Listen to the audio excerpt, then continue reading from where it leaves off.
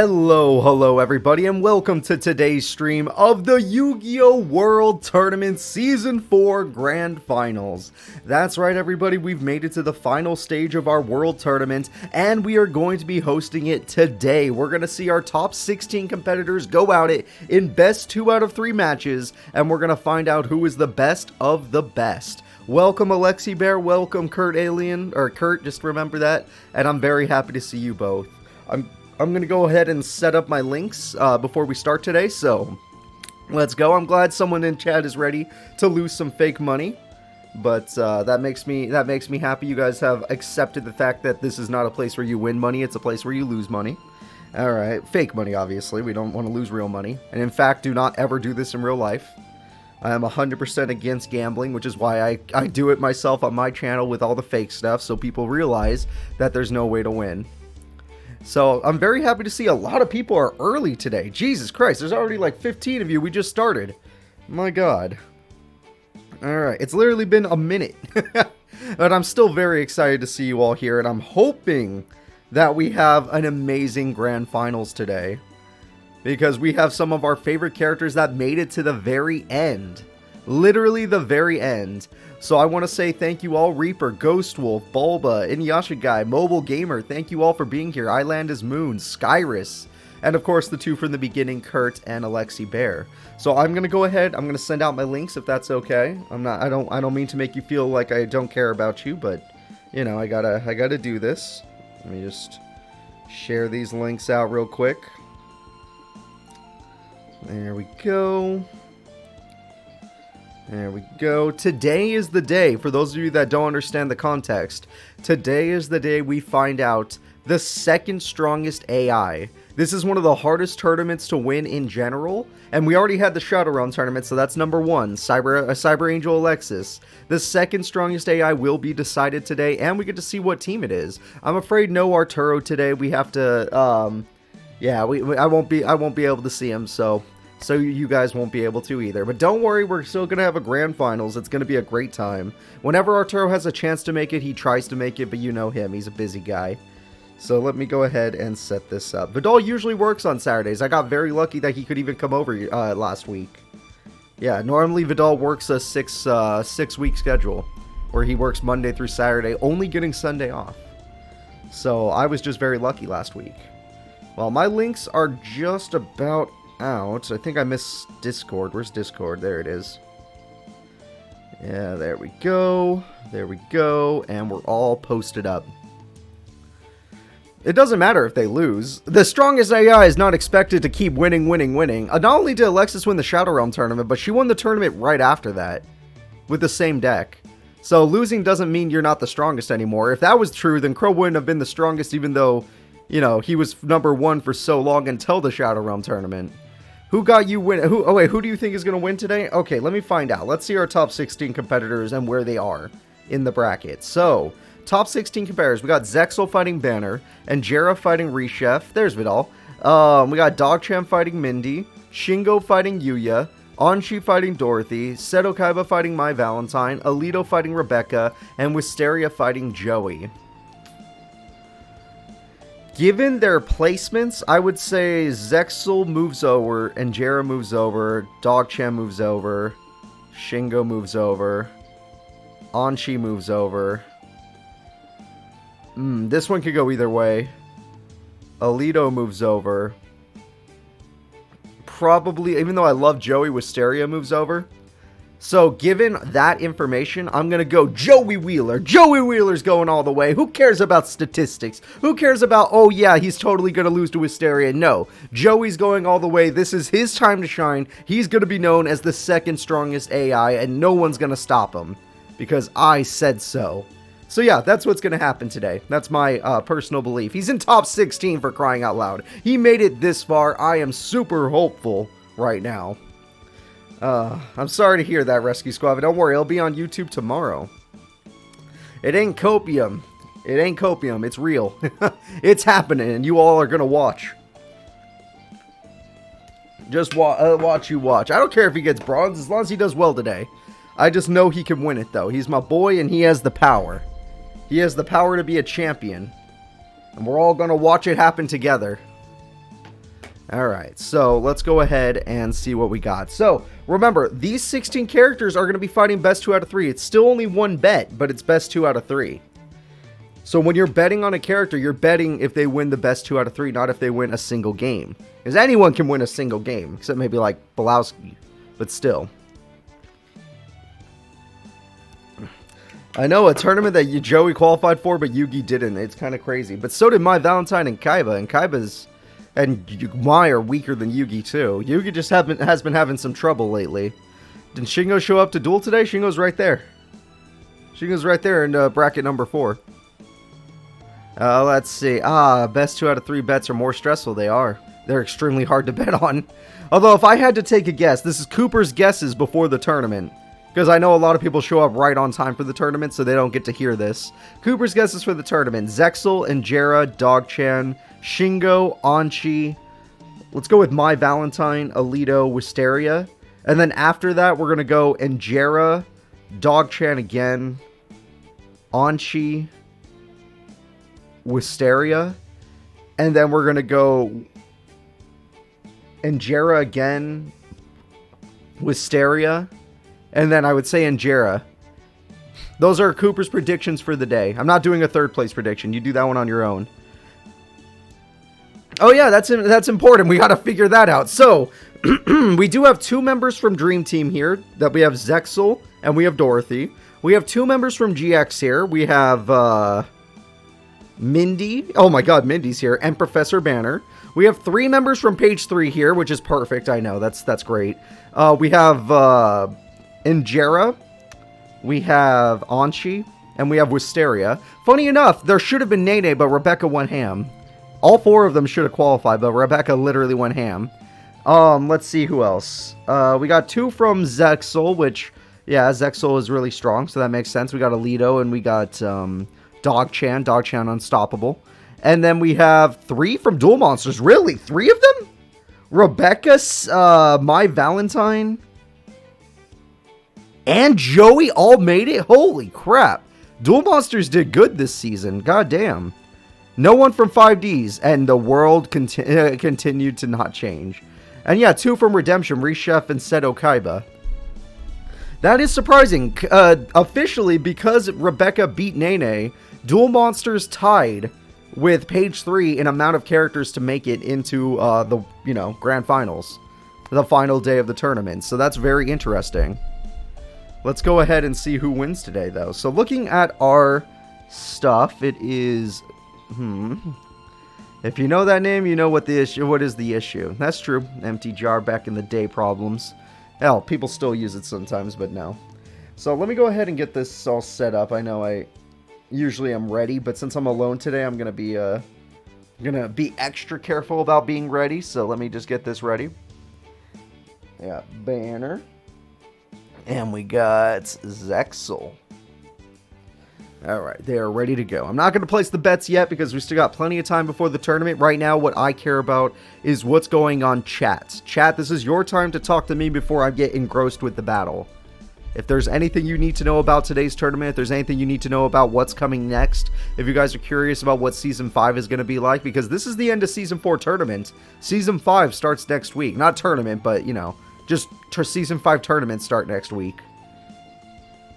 So, if you have any questions, let me know right now, and I'll be sure to give you any information that matters. Maybe the real winner of the World Tournament or the friends we made along the way. No, Tea's not in this World Tournament. We can't even use that. What happens if Banner wins? Then he wins. I'll be very happy for him. I mean, most of his wins came through a freaking dice jar. Don't get me wrong, he also got some wins with, like, decking out with Morphing Jar number 2, but most of them are dice jar. No, we're not taking a breather. I'm a freaking YouTuber. I don't have time to take a breather. I need money. Let's Players are struggling right now. I gotta make that money. In fact, not only are we not taking a break, but next week for Season 5, I have a very big tournament planned for Thursday. A tournament that everyone's gonna love, no matter what. I don't care who you are. Season 5 is gonna open up with a bang. It's gonna be the best thing ever. If Shingo becomes a 2-time champ, change deck, will he be banned? No. Shingo still loses duels, so if he's a 2-time champ, he's a 2-time champ. Well, you and the horse guy, add the horse guy from GX. No, that guy's not popular enough. I know you want a horse deck, but not going to give it to him. Definitely not going to give it to him. Waifu tournament? No, we already did a waifu tournament, I'm afraid. That's not happening again. We had our fun. It was a good time. You got to thank Robert for that one, I think. Shingo lost to Rebecca. That alone is an example he is not broken. That's true. Who's your dream F2? Not what you think who you want. Obviously, Joey. Joey Wheeler. Joey Wheeler versus, out of all these characters, I would say Dog-chan to show that he could still beat her, even though how bad it went. We already did a Husbando tournament. We're not going to do Waifu versus Husbando. No. Not happening. No. That's not happening. Definitely not. That's too many characters. I mean, it's not that many actually, but it's too many characters that no. Just no. No. Don't worry about that. If we were to throw the new band of Keith, Scrap Keith to this, his name is not Scrap Keith, his name is Wicked Keith. And to the tournament, what would you think he would do? Do well or not? I'm sure he could get to the final stage. I don't think he'd win, but he'd get to the final stage. How about a beast tourney? I was trying to think about type tournaments as well, Sundown Kid, and there really just isn't that many characters that do those decks. I don't really want to do a 16-character tournament. I want something bigger. Oh, Daigo's the horse decree deck used. Yeah. Yeah, no one even remembers Daigo. I'm not going to use that. What about fairies? Fairies had a little more, but it's the same problem. It's like 20 characters. It's not even much of a tournament, to be honest. All these characters that you think would be that deck, you look at their deck, it's like, oh, no, wait, they're super mixed. So far, he is Scraps, that's true, but you know what? One day he will summon his Wicked God. I got him to summon it in testing. And I'm just glad we got to see one Wicked God in the Wicked God tournament. A team tournament with types? Nah. Attribute-based tournament? Nah. That's too simple. It's gotta have some feeling behind it, you know? There's no emotion. The Earth tournament? Yeah, there's something there. It's not the same. You gotta think about it. You gotta go beyond the box. You guys are thinking too simply. You guys gotta do it. You can do it. Think about it like this. We don't want a tournament that we literally could just base off of one of the challenges in Tag Force.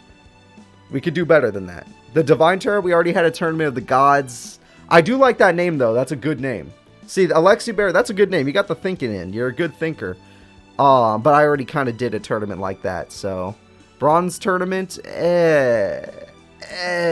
Maybe. That's alright. How about a third page versus main character tournament?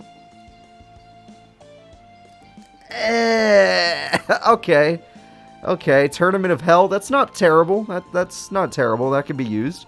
The Joke Character Tournament. The name needs work, but maybe. I could call it the Jokers Tournament, you know? Bunch of jokers. I think I can work with that. The Zane Brain Tournament. I don't think people understand the concept of Zane Brain if I put that on the title. If I put Dumb Brain on the title, that doesn't help either. It could just be the Bad AI Tournament, I guess. That at least people would understand that. The Jerk Tournament. I don't know if I want that on a title.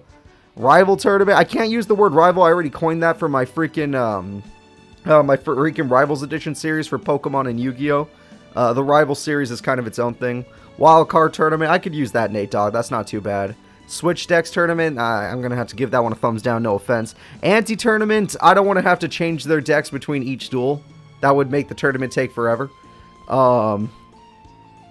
This turn was basically this one.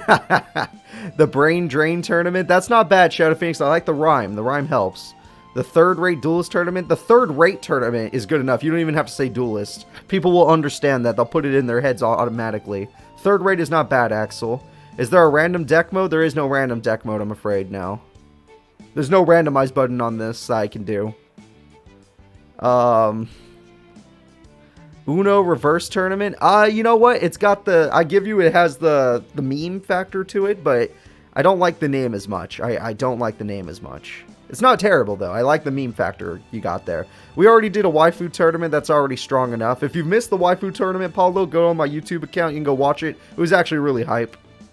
All right. Well, we've been you guys, we've been vamping for a while. I hope you guys enjoyed talking while we had the chance. But it's time for us to start thinking about the tournament. So I'm gonna set up the first fight. It's gonna be Professor Banner. You guys can start placing your predictions right now. It's gonna be Professor Banner versus Zexal. Oh God, Zexal and Banner. That's gonna be a hell of a fight. We all know Zexal is one of the more crazy characters we've created. He's never won a tournament, mind you. But he's still one of the more crazy characters we've created. Granted, he could have totally won a tournament, I just forgot, but yeah, that's just how my brains work. Alright, I got Professor Banner ready. I hope you guys are placing your bets while you had the chance. There we go. And let's see here. I got shit. I got shit because I forgot where I put his deck. There's so many goddamn decks. I've made over 250 decks. Someone hit me. Someone needs to tell me to stop. Please tell me to stop. I can't stop. I already did a Smash Bros tournament. I'm not gonna lie. You can go watch a Smash. We did a Smash Bros AI tournament. You can go watch it. It's on YouTube. Just type in Smash Bros AI tournament Casual Cooper. You'll find it. All right. Looks like we're ready to go, everyone. Thank you all for your patience. It's time to start the World Tournament day number 2, or day 3, the final stage. So here we go. 3, wait for it. 1 second. I forgot the face. I need to find the face ahead of time this time. It'll make me feel better if I know where he is ahead of time. Okay, 3, 2, 1. Let's go, everybody. It's time to start the Worlds. If you're just coming in now, it's going to be Professor Banner versus Zexal in the first day, on the first fight. It will be a best 2 out of 3, so your prediction will be based on best 2 out of 3, not just for a single duel. So here we go. Looking at these characters, Banner's going to open up with a set. Holy goddamn shit. He's going to open up with a holy goddamn shit. We got a reinforcements of the army, which is a perfect start for Zexal. Zexal's looking real strong already. Goblinberg is going to combo off of any monster in the hand, which is going to combo off of XYZ Tactics, which is going to combo into Utopia. We know how awesome his Utopia is. We know how often he can get it. For some reason, okay, they only play in defense mode when they plan on evolving again. Probably because he wants to draw more cards. Alright, there we go. There we go. Looks like we're good here. Zexal's face is smaller than usual. Yeah, it is. It's fine. People can still tell it's still Zexal. Alright, lots of drawn cards. He almost has a new hand by now. He's got Tornado Bringer, whatever the hell that does. He's got Lightning Blade. And now I'm horrified. Morphe Jar is going to give them both a new hand, which honestly... Oh, he lost Mirror Force and Dark Hole and Monster Reborn. And Azura Strike is here. Holy shit, that thing has 6,500 attack, and it's never going to die. Alright, 6,500 attack and no way of death. That is not a good sign for our buddy Banner. Banner is officially dead. Banner is officially dead. We have ourselves a Fenrir Sword. We have Katakoge, whatever the hell that thing is. We have another Utopia with Change Tactics still on the field. He can refill his hand yet again. It looks like Zexal is in complete control of the duel. Banner is getting kicked in the ass. Oh wait, we got Morphing Jar number 2, which does work despite the equips because it's not destruction. It's not destruction, everybody. However, Pot of Avarice will refill the deck of Zexal. That's really important. Zoma Spirit's coming out. Really good card on his side. Alright, Banner is doing really good. Morphing Jar number 2 ignores the other thing. Reflect Bounders on the field. Zoma Spirit's on the field. Monster Reborn brings back Prime. Prime is on the field. Zoma's in attack mode. Everyone knows Mirror Force is already gone. And the duel is going to end with Banner's victory because that's too much burn on the field. He has just enough damage to end this duel. Banner wins game number 1. Banner wins duel number 1. Alright, and now because I don't want you guys to see the secrets I have hidden for the next week's tournament, I'm going to just show you guys the bracket real quick. I did create a brand new character for next week's tournament, so I'm not going to let you guys get accidentally spoiled on that. That would make me very sad. I don't want spoilers if I can help them. Alright. Zexal is really strong, but he just fell to a Morphing Jar number 2. Imagine if he got Cyber Jar instead. He would have lived. He would have won. But it was Morphing Jar number 2. Alright, so moving on to duel number 2, it's going to be Zexal fighting for his goddamn life and Banner fighting to knock out the main guy. I did say predict on Zexal, so I might have messed up. I just can't predict Banner. Banner's too unpredictable. But granted, Banner still made it into the tournament as a 2nd seed. He didn't make it in by 1st seed. So he doesn't win that often. We just got very unlucky with the first duel when it comes to being a Zexal fan. Me personally, I could go either way. I don't care for either character that much. Like, I got no offense against each character. I just, you know, they're both whatever to me. Alright, come on, Banner. Know the power of Zexal. So here we go. We're going in for game number 2. This could be Zexal's final duel in the World Tournament stage, or it could be his best chance to come back. He already has the perfect start yet again with Goblinberg. He's got himself Go Giant, and Giant's going in to Dice Jar, which could be anything. Yuma rolls a 3, Banner rolls a 4. That's 2,000 damage on Yuma. A little unlucky for Yuma, but he's still in a good position. Hey, Celtic, welcome today, and thank you so much for being a sub, bud, for 8 months straight. Jesus Christ, you people are crazy. 8 freaking months, my god. And he's keeping it in defense mode because he's ranking up. Oh, god. Everyone say hello to Utopia Ray Victor Ray. Alright, so that's not good. That is not good. Banner's in some trouble. Banner's going to set Creature Swap. Oh, the way, if he just set what I think he set, that's a terrible play. And let's see, it's Absorbing Jar. That does nothing against Banner. Banner doesn't even care about it. He lost Mirror Force. Zexal lost Mirror Force to the Absorbing Jar. That was brutal. Alright, he's doing it again. This time, Go Golem will survive, and now Banner needs more monsters. Yuma, you can now get out a new Utopia monster. You just need to get to level 4. Nope, Yuma's going in. It's going to be another Absorbing Jar to let Banner draw a card. Banner draws the card. And here it comes. We're going to see... Oh, wait a minute! Oh, wait, it's level 3. I thought he was going to go for a triple XYZ. That would have been crazy. I just realized he had no materials in the grave. They're all attached to Banner's monster. Utopia can block attacks, though, so that wasn't a bad play.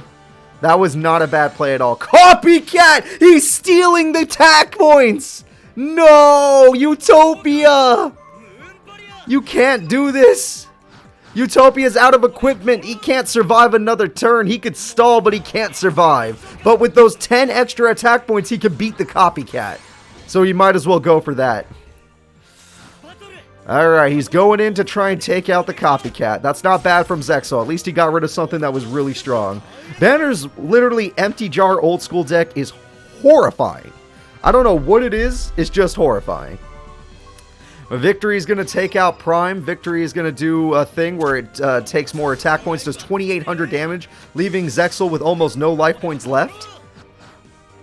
Zexal in a stressful situation needs to exceed summon. He's got Star Drawing. He needs a level 4 monster. And he's just going for attack against Dimension Jar. That's going to remove cards from play. If he hits that Zexal monster... Ooh! The Exceed monster's gone for good. That's a big hit. Oh, there we go. 2 level 4 monsters. He could try stalling again. He literally could try to stall again. Alright, we got Utopia here. He at least gets to draw a card thanks to Star Drawing. That's really good. Banner is just going to keep trying to get rid of his stuff. But understandably, other than Copycat, Banner does not have any monsters that can really go in. So it's going to take a lot longer to get through this Utopia. Which means Zexal has a chance of drawing his rank up magic. And he messed up! Banner messed up! He did Cyber Jar! That is the perfect situation for Yuma to make a comeback! Zexal to make a comeback! He has Utopia Buster! He has Change Tactics! He has 3 monsters on the field for a triple XYZ summon! We have Dimension Jar! That's a terrible card in this situation. Not useful. That could be useful in attack mode, given how low the opponent's life points are. That card can end the duel. Never mind. It's still... Oh, it could still go either way. It could still go either way, but it was in Banner's control. It no longer is. Zexal, why are you taking the 2K? I keep saying Yuma because he's playing like Yuma. That was a terrible play. You don't have the life points to be doing this when you're just going to kill him this way anyway. Alright, well, there we go. Zexal's in some trouble. Zexal's losing a lot of cards. Oh my god, all of his rank up magics are gone. His monsters are too high level. Oh, there we go, Goblinberg. You get to keep that one. That's it, though. Dice Jar. Oh, God. That could end the duel. It also could save the duel. Dimension Wall's gone. Absorbing Jar. As long as he doesn't play spells or traps, he's fine. All right. And he plays Star Drawing, but he can't flip the other monster. Pot of Avarice to save himself again. That card literally can refill his deck, which he desperately needs against Banner. And he played a Spell Trap card, which is not a good idea, but whatever. Alright, we got lots of set cards on the field. And literally, this could turn back around. Dice Jar can backfire super hard. Goblinberg, we can go for a Utopia. XYZ change tax, it's Utopia Buster. He's got lots of options here. He's got lots of options to get in there. Granted, he's already lost 5 monsters from the extra deck, and that's after recovering some, so... Change Tactics is going to let him draw a card. He's got to be a little careful. He does not have the life points to do that. Go Giant's going to help out a lot. XYZ Reborn's going to... There we go! There we go! Zexal's making his comeback. He knows he doesn't have a big time limit. He does not have that much time left. So, Dice Jar could easily come... Oh no! It's Morphin Jar number 2! Are you kidding me? Alright, Salamander's on the field. He at least got a monster. He needs to not hit his spells and traps. Stray Lambs is gone. Reflect Bounder's on the field. Remember this Morphine Jar number 2. They have to be set. Cloning's gone. Magic Cylinder's gone. That could have won him the duel. Dice Jar's back. Oh, Jesus Christ. Dice Jar is back. Zexal's in trouble. He special summons this Eagle Claw card. Alright, let's see what we got here. And we have Morphing Jar in attack mode. And we have Ryoku. Is he trying to end the duel with Morphing Jar? Is this man trying to end the duel with Morphing Jar? He wins the duel with Morphing Jar. Banner's moving forward. Zexal is out of the tournament. That's how we do it here. That is how it goes. Banner had 46% of the votes. Banner, his highest better was 5k from Phantom Lord, whereas Zexal's highest better was Ghost Wolf at 10k. But the winner is Banner. In a 2-0, we never even got to Game 3. Banner is coming in strong today. Banner is coming in strong. I would feel bad for everyone that lost their favorite character, but I have Joey who's going to die later on, so I don't feel bad for anybody. My favorite character actually made it to top 16, and I'm not going to watch. I'm going to have to watch him die, just like how you watched your character die. The next fight is going to be InJara versus Reshef. Reshef, rest in peace. All right, we all loved you while you lasted. It's a miracle you even made it here. Literally, your miracle run was amazing to watch. And you are awesome to make it into top 16, just like Zexal. You guys were created around the same time. Actually, you guys were created the same day. I just didn't put you in the same tournament. So here you go. Everyone, you can place your bets now. Remember, this is it. This is your only bet. So put in the money. Don't be afraid. This is your only bet on this one. And honestly, InJara is almost a guarantee. She is so goddamn strong. She is the 4th seed of her page 3 group, and she is the strongest member in my opinion. I don't know how she got 4th seed. She is the strongest member. Reshef, on the other hand, I don't remember what seed he got, but he definitely wasn't one of the better. Maybe he was one of the better ones. What do I know? I don't know. I don't know a damn thing. All I know is that Reshef is a cool character that just probably does not stand a chance. It probably doesn't. Even though I love him, I can't see him winning. So I'm going to go ahead and get the face ready ahead of time. Before I just start, and I'm ready. Okay.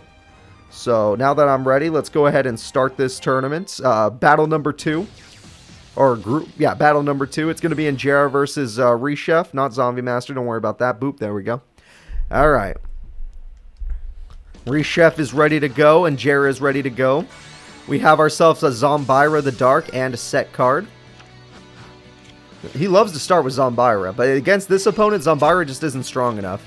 The Scout tried to activate, but all it did was cost InJara some life points. That's why we're going to go with Disc instead, and Helio. Oh god, that means they can summon anything. That is the perfect rank 1, rank 9, or not, level 1, level 9. Scale 1, scale 9, scales. It scales. And now they have 2 monsters, and now Summoners Art again. Why didn't you do that earlier? Could have had 2 monoliths, instead you only have 1. And that monolith, that 2700 attack, is easily going to destroy you. Well, that is a god tier start from InJara. That's how she plays. She usually starts like that. Zombira's going to try and make a comeback by getting rid of one of these, but it just comes back because guess what? Pendulums are busted. And yeah, he got rid of 1 piece, but then she just put 2 new ones on the field, so what are you going to do? And she's got 2 monsters. Yep, monolith and okay, the duel's just about over. Duel's just about over. She's got 4,000 attack left. 700 burn is all she needs. All in on InJara. to win the whole tournament. I did predict that she would win the whole tournament in a previous video if you guys watched it. But we'll see. Reshef, it was nice to see you make it this far, but InJara is kind of different. Swords is nice. That does work against InJara. Swords is really nice. So that might buy you a few turns to try and get yourself. But even if you get yourself, InJara will just continue to summon her best cards over and over and over again. So it's not going to be the perfect situation that you'd want it to be. Pot of Greed's really helpful. Wow, Swords into Pot of Greed's good. And he got himself. And Advanced Ritual Art, he got Reshef. Reshef isn't strong enough, but it's impressive that he got himself. And now he's going to go ahead and just get rid of that card for 2 seconds because it will come back. Not bad that he pulled himself, but he needs a spell card in order to steal an opponent's monster. In order to use his effect, he has to get a spell card. Alright, we have another set card. It's looking real bad. That's 2 trap cards. Reshef still has turns left, but like I said, he needs spell cards to steal opponent's monsters. And even if he did steal an opponent's monster, what would that really do? They crash and then they just summon themselves again? Like, Reshef doesn't have a strategy for this horrible situation. Alright, we got another pendulum summon. There we go. We already knew it's just going to keep happening. And Jared doesn't care about 100 life points. And Reshef, you are strong as hell, but you are too weak for this situation. So you might as well press the give up button.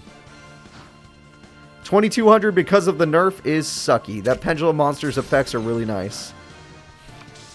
Alright, no traps from Reshef. That means the duel's about to end. He's going to take 500 just from the battle unless she tribute summons. Alright, here comes the pendulum again. We already know what the pendulum monster is. She only has 1 towers in her deck. That's why she never summons it in any tournament. Alright, Reshef, there goes some damage. Vorse Raider is not strong enough to take on these cards. Manju, I understood setting that because you had to. You would have died to battle if you didn't. And then we have 3 set cards. So, as the field looks unbelievably unbalanced, let's see what Reshef decides to do. He throws away Megamorph and himself. Megamorph might have helped him, honestly.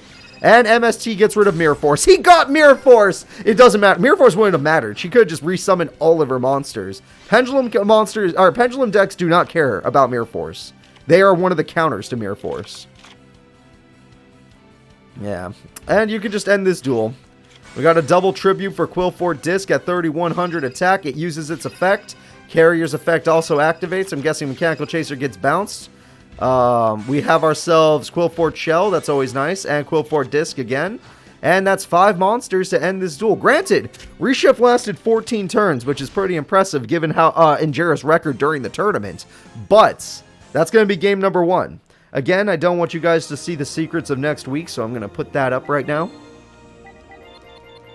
And I'm going to set, let's see, InJara.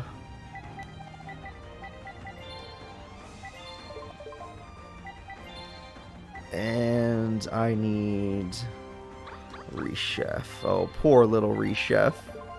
Reshef has no answers to InJara, not unless he gets bottomless on turn 1. If he gets bottomless on turn 1, then yes, he has a answer for 1 turn. But other than that, you're right. He has no real answers. Obelisk the Tormentor, that's true. He does have Obelisk the Tormentor, swords. He did have 3 monsters on the field. If he gets any, if he gets a god card out, he actually could make a comeback. She can't beat a god. She can bounce a god. She can't beat a god. So we'll see. We'll see. InJara has towers, but she still has not drawn it. So here we go. It's time for duel number 2. Reshef taking them on. That is true, Reaper, and I'm very happy that Banner is here. He's a good new deck. Pot of Greed. A pretty much completely luck-based deck is nice. Alright, we got the Scout, which is rank 9. Again, doing its searching thing, or sorry, scale 9? Summoner's Art can give them a scale 1 monster. That's a scale 1 monster. And there, oh, well, that one is too. And there we go, the duel's over. Dark Hole just to be a jerk. And we summon 1 monster. Only 1, really. TT is going to stop it for now, but I mean, InJara. This is Reshef's only turn to hit InJara. Giant Trunade is not the worst, but not the best. Castle is the best he could do. The best he could do is Castle. It is best of 3. It is best of 3. Welcome, Luis. Good to see you. And we have another Qwilfort. Come on, we already know you have the rank 1 monster. Okay, you're burning yourself again, which you, well, sacrifice.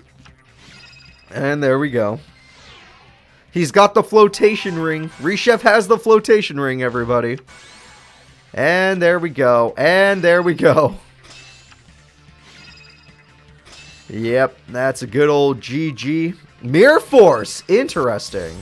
The pendulum summon already happened, technically, so... Yeah, but that's horrifying. Oh, yeah, that is not good. Next turn, the duel is over. Reshef, you bought yourself one more turn of direct attacks, and it's just castle again. Reshef is doing his absolute best, but the duel just ended. Turn 6. Reshef is out of worlds. I'm very impressed he made it to the final stage at all. But he is 100% out of worlds. He is using Castle of Dark Illusions against literal quill forts. There was never a chance. Only 2 monsters, okay. I mean, that's fine. That should be enough, right?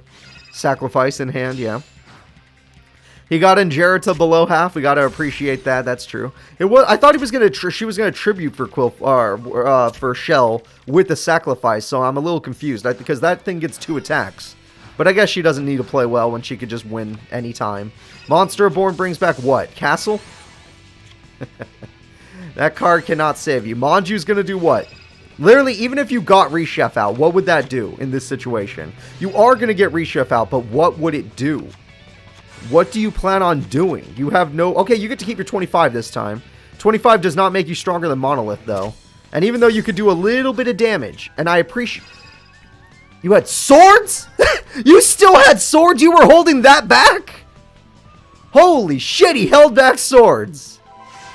If he could top deck a spell card to use Reshef's ability, it has to be a spell card. He could take control of one monster and do some damage. There's the Kill Fort Shell.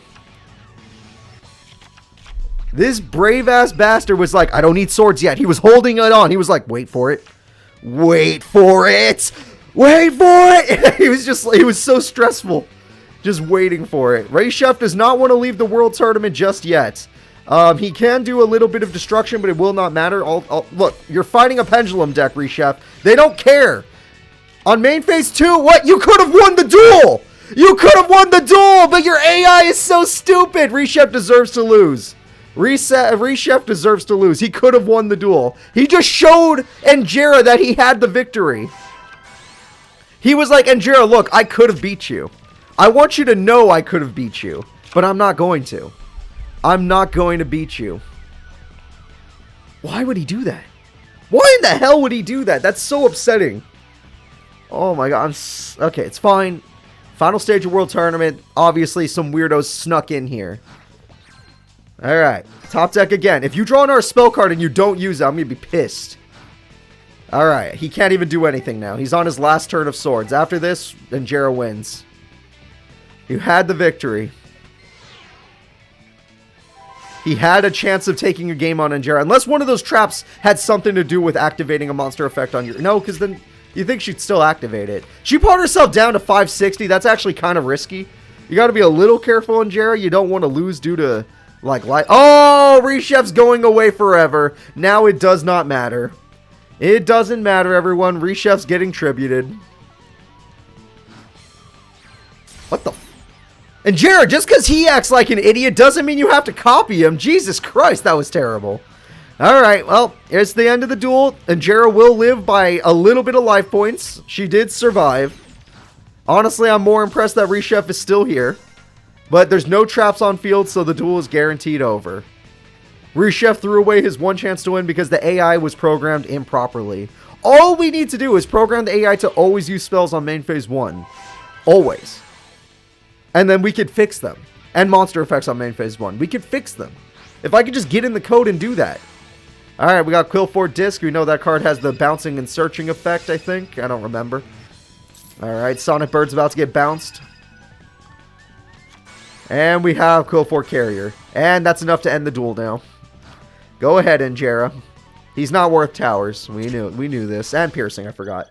Alright, guys, that's going to be it. Thanks to Reshef's stupidity, InJara is the winner, and she will continue on in the tournament, which I'm sure most of you are happy about. I still found Reshef to be a very interesting duelist despite that last play. Like, in this series, he actually still performed very well. Making it to top 16 in the freaking World Tournament is extremely difficult. So, good on him, Reshef. Good freaking on him. Especially since he had a really hard group stage. Like, he snuck through it. Just barely. Alright, there we go. Most of you bet on InJara anyway. If he had won, you guys would have been pissed. Like, I can't even imagine how pissed you'd be. Alright, InJara, go out and, you know, let the legend come back to life. The next fight is going to be a battle of the beasts. Dog-chan versus Mindy. Mindy uses a cutesy beast deck, and Dog-chan uses a beater beast deck. Hell, just the best beast deck, honestly. A dog deck. Alright, let's see. Dog's World. As you could tell, Zabladestorm, from the fact that everyone makes the same mistake, no, they all have the same AI. It's all one AI. That's why it's not as good. They don't have the ability to learn, and they do not know what they're doing. Alright, Mindy. Where are you hiding? I will find you. Alright, there she is. Let me get the predictions ready for you guys.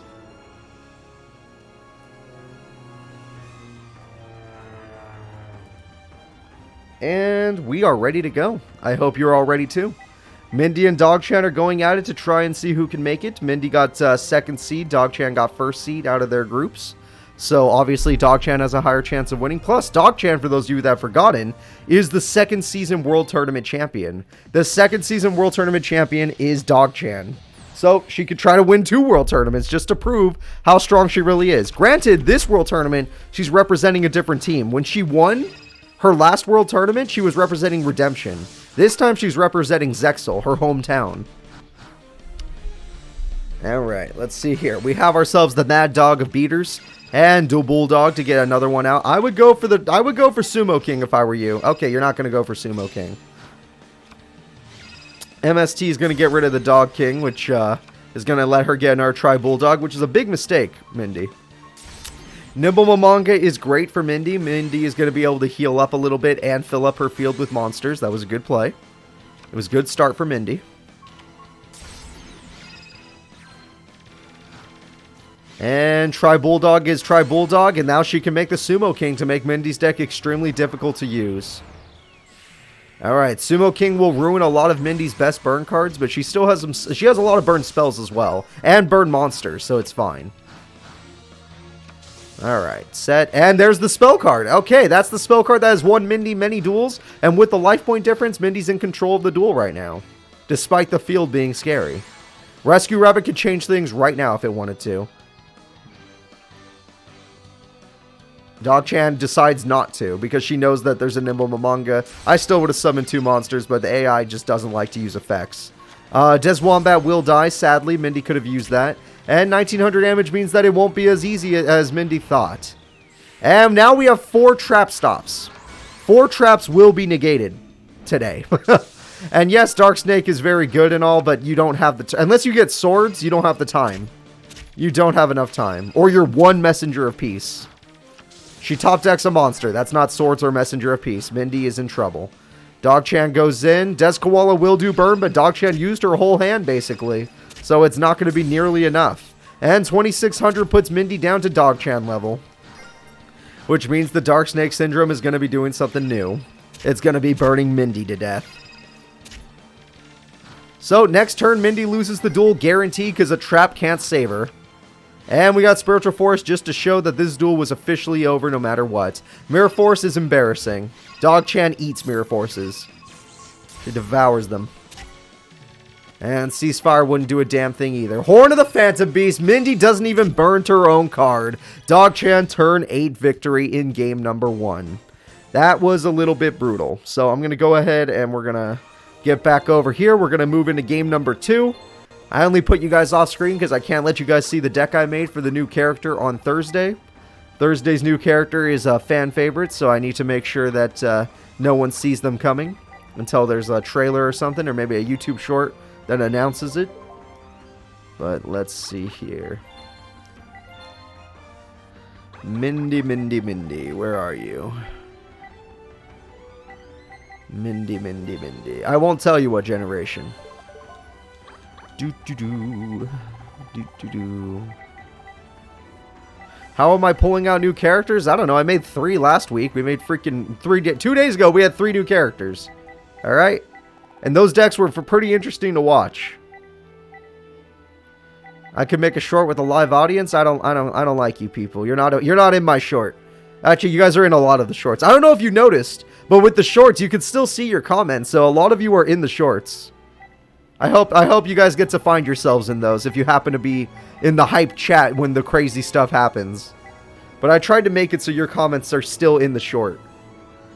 Alright, so here we go. We're going into game number 2. So far today, we've only had 2-0s. We've never had a best... we've never had a game go to 3. But we'll see.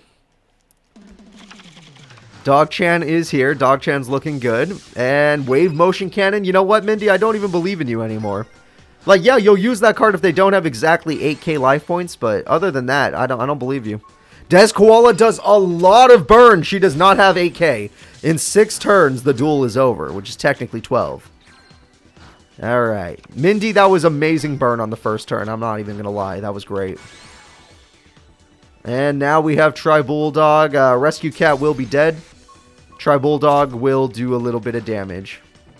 And the Exceed Summon means no traps matter anymore. Traps have been stopped. Mindy needs to go for monster effects or spell effects, which she has one building. It's almost ready. It needs 4 more turns. These traps don't matter, though. Alright, Rescue Cat dies again. I like that they both use the rescue creatures. Alright, that's turn 3. If Dog-chan doesn't get a new monster soon, she's gonna burn to death. Alright, she got a new monster, the Assault Dog. That's a good dog. Good dog right there. Catnip Kitty will pay. Goodbye, Catnip Kitty. I'll give you guys a hint. Tribal Guy's comment is correct. It's a character from 2000 to 2023. I love that. That's a good one. That is a good one. Alright, let's see here. Skulldog Marin is pretty good. Just Desserts? It will be countered. I forgot. Nice try. Nice try, Mindy. And we got an XYZ summon. This time it's going to be a Daigusto. Oh, she's going for damage. Daigusto can special summon more monsters if it wants. So that was actually smart. That was really smart. Okay. Instead of going for more trap stops, you don't need more. Oh, she's going for game.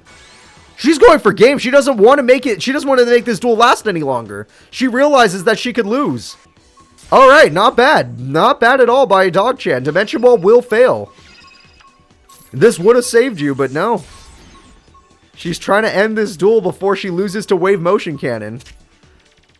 Look how close she got. She was this close. Just this close. Oh, Horn of the Phantom Beast! She wins both duels the same way! That is the fastest duel of the tournament so far. It took 18 turns in total. Dog-chan is the winner. The World Tournament Season 2 champion is moving on in Season 4. To no one's surprise. Alright, there we go. Let's go ahead and move into the next fights. The next fights of the tournament will be Shingo, the Season 1 champion. The Season 1 World Tournament Champion Shingo, representing Arc 5 yet again, versus Yuya, also representing Arc 5. They've actually fought to get here, and now they're both fighting yet again. Sucks for Arc 5 that their groups happen to be in a way where they can end up fighting each other, but that also just guarantees Arc 5 a movement forward no matter what. Now, we all love Yuya, alright? We all do. He's a main character. You gotta love him. But you know Shingo's God tier, right? Shingo's literally God tier. Yuya is trash tier. There's no chance here. There's nothing. Nothing's gonna happen. Nothing interesting's gonna happen. We're about to watch a man get murdered. It's gonna be very, very depressing. We're about to watch Yuya play his final Yu-Gi-Oh card. So here we go, everyone. Don't get your hopes up about anything if you're placing bets on Yuya. Yuya still made it. That's correct. He made it through a tiebreaker against Esperoba. He beat Esperoba in the tiebreaker. Alright, here we go. Yuya's going to open up the duel with a set pass. That's a basic start, nothing wrong with that. But against a high-tier opponent like Shingo, you probably needed something better. Combo number 2 is here to combo. Combo number 2 will combo into combo number 3. Combo number 3, do you want to combo as well? Combo number 3 will combo into Yosenju Shinjo Rar. And, yeah, we have a trap card, the secret move. And now every effect will be negated. Yeah, comma number 2. Comma 3 lets you draw your boss monster. That is horrifying. And Entertainment Trump, which will die. Enter Performer Power Revival. Will bring out Whip Snake, which is a good card. But the problem is, if you try to activate Whip Snake's effect, this card will activate and you will lose your snake. Alright, let's see. And you tried to activate your effect, so you lost your card. That happens. That does happen. Do you have a trap at least? You don't have a trap at least. Okay. Yeah, being a protagonist is not working out anyway. It's not working out. Alright, Monster Born is here. We're going to get back that snake. He realizes that snake's pretty damn good. It's one of his only good cards. Yuya's only good card is that snake and like a wolf. Those are his only 2 good cards. And we got the Daibok, which is going to get rid of that monster, because who the hell needs it? And now we got 3k direct damage, and Shingo's looking really strong and not fair. Alright, we have ourselves Time Gazer Magician, which is in attack mode, because why? Everyone in chat, I'm not from Arc 5, I don't understand anything about Arc 5. Let me know why you put Time Gazer Magician in attack mode. One of you guys have to know, right? One of you? Nope, Zane Brain? Okay. Okay, there is no logic behind that move? Okay. I shouldn't be surprised anymore. I'm just asking. You don't? I love that, Vidal. You don't. Oh, Jesus. It is to lose. The duel's over. Alright, well, GG. Duel number 1 will go to our buddy Shingo. Alright. Alright. Well, I'll let you guys see this because their decks are not made by me. These are decks made by the game, so I don't have to worry about you guys seeing the characters I've made. There we go. There we go. And we're ready. Alright, duel number 2. It took no time. It's really easy when I don't have to find the decks myself. When there's characters here that like literally can use their own decks because they're Arc 5 and I don't touch them because I don't know them. Yeah, they're too complicated for me. Although I have been asked by many people to change Sora's deck because he can't use this one spell card. Which I might do in the future if you guys actually really want it enough for me to make it so Sora doesn't play like ass. I might be able to edit his deck in a way that can fix him, but who knows. Alright, we got comma number 1. Comma number 1's gonna combo into... At least there's no training grounds, right, Yuya? You could do good with that. Comma number 3. Comma number 3 is gonna combo into comma number 2. We got the whole family on the field. Comma number 2 is gonna combo into Yosenju Sujik. And we got the whole family on the field, so now there we go. 2k attack from that monster. And the Trump Witch dies, and the rest of the attacks go in. That's 4 monsters in one turn. No, Vidal, you are not allowed to help make decks. You're from a time period that's in the future. I won't allow you. You care too much about Yu-Gi-Oh! Hell, you still play real Yu-Gi-Oh! To this day. And by that I mean you play with your friends, but I mean you play the game physically. Not on a video game, so no. You're not allowed to touch any of the decks. You'd make them good. That's not the point. Alright, here we go. Time Gazer Magician attack mode makes a little more sense this time. He actually has pendulums, and he's actually going to use them. Hey! Alright, wait a minute. A pendulum summon, that's not something we see every day. Why does that monster have 2600 attack? Holy shit, that's a lot. That was not bad. Yuya, that was not a bad play. You're about to die, because we already know what he's going to summon. We saw him do it last turn. He's got 4 monsters coming your way. But I'm still very impressed. That was a great play.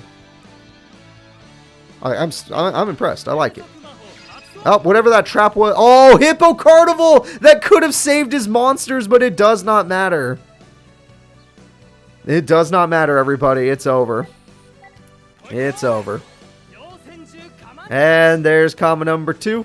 And what? Can't you combo?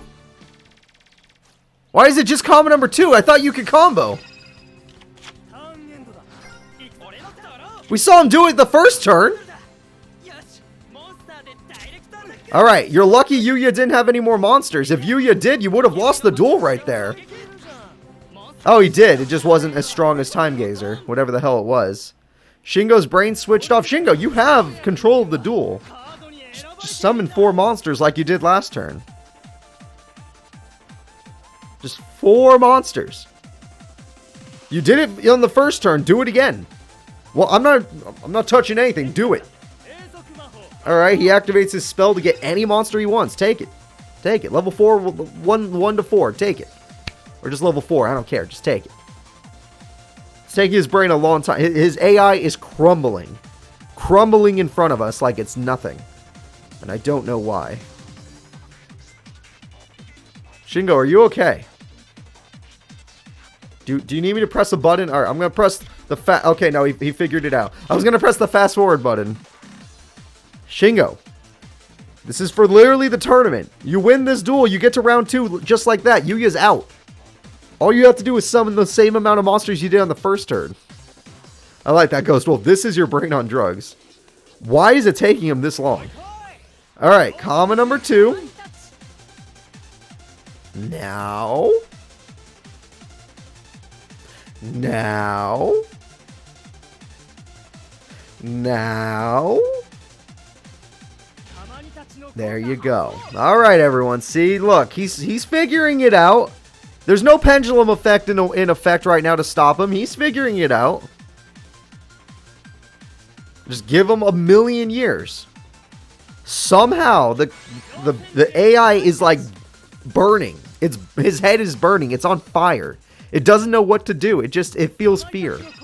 The AI feels fear. But Yuya died, by the way. He already has enough to win the duel. He just needs to not attack directly first. He attacks the monster, he attacks directly. Comma number 2. He has 2 monsters that can attack directly right now and win the duel. There you go. Keep it going, Yuya. Come on. Or, not Yuya, sorry. Shingo. There you go. He doesn't have to beat the he doesn't have to beat the face down. Comma number 1 bounces it. Or he could just attack over. Or he could summon his boss and get rid of both the monsters. There we go. Oh, he let him keep the donkey. He's like, I like the donkey. You can keep that. And that ends the duel. Alright, well, that's going to be it. Shingo on turn 6 has made it into the next round of the World Tournament. The Season 1 champ and the Season 2 champ are going at it yet again. And the Season 3 champ did not make it. 90% of you bet on Shingo. 90% of you are intelligent. 10% of you are dreamers, which is fine. It's good to dream. Dreaming is a good thing. So, Shingo, go ahead and move forward. The next fight is going to be Anchi of page 3 taking on Dorothy of Dream Team. That is going sorry. That is going to be interesting. I think I did too much yelling in the beginning. I've already kind of got my voice. You know what? It's not my fault. They played terribly. I also had to record Digimon last night, so I kind of haven't had a little break in a while, so I should start taking breaks. Hey, Rick, thank you so much for being a 20-month subscriber. Holy crap. 20 goddamn months? That seems like it's too long. That seems like it's been too long, man. I still appreciate you. Thank you very much, though. I'm just... God, 20 months. Dorothy. Alright, so it's going to be Dream Team versus Page 3. These two teams are the strongest this season, even though we just saw Dream Team Zexal get knocked out. Are predictions up? They are not. Thank God you said something. My brain was off at the moment. Alright, Dorothy versus Anchi. This is Gladiator Beasts versus Fables. For those of you that don't remember Anchi's deck. Dorothy is Glad Beasts. Anchi is Fables. Go ahead and place your bets. You got plenty of time. It's a best 2 out of 3 bet anyway.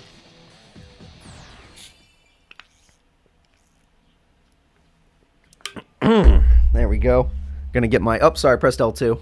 L2 does that. So looking at these two characters, we have a set, pass. And we have Night Beam to get rid of Waboku. She can't even chain that because freaking Night Beam says you can't chain that when it tries to destroy something. We have an Exceed Summon. This Exceed Summon is going to create the Fire Dragon, which is not a very good card. I guess as an 18 beater it's good, but that's about it.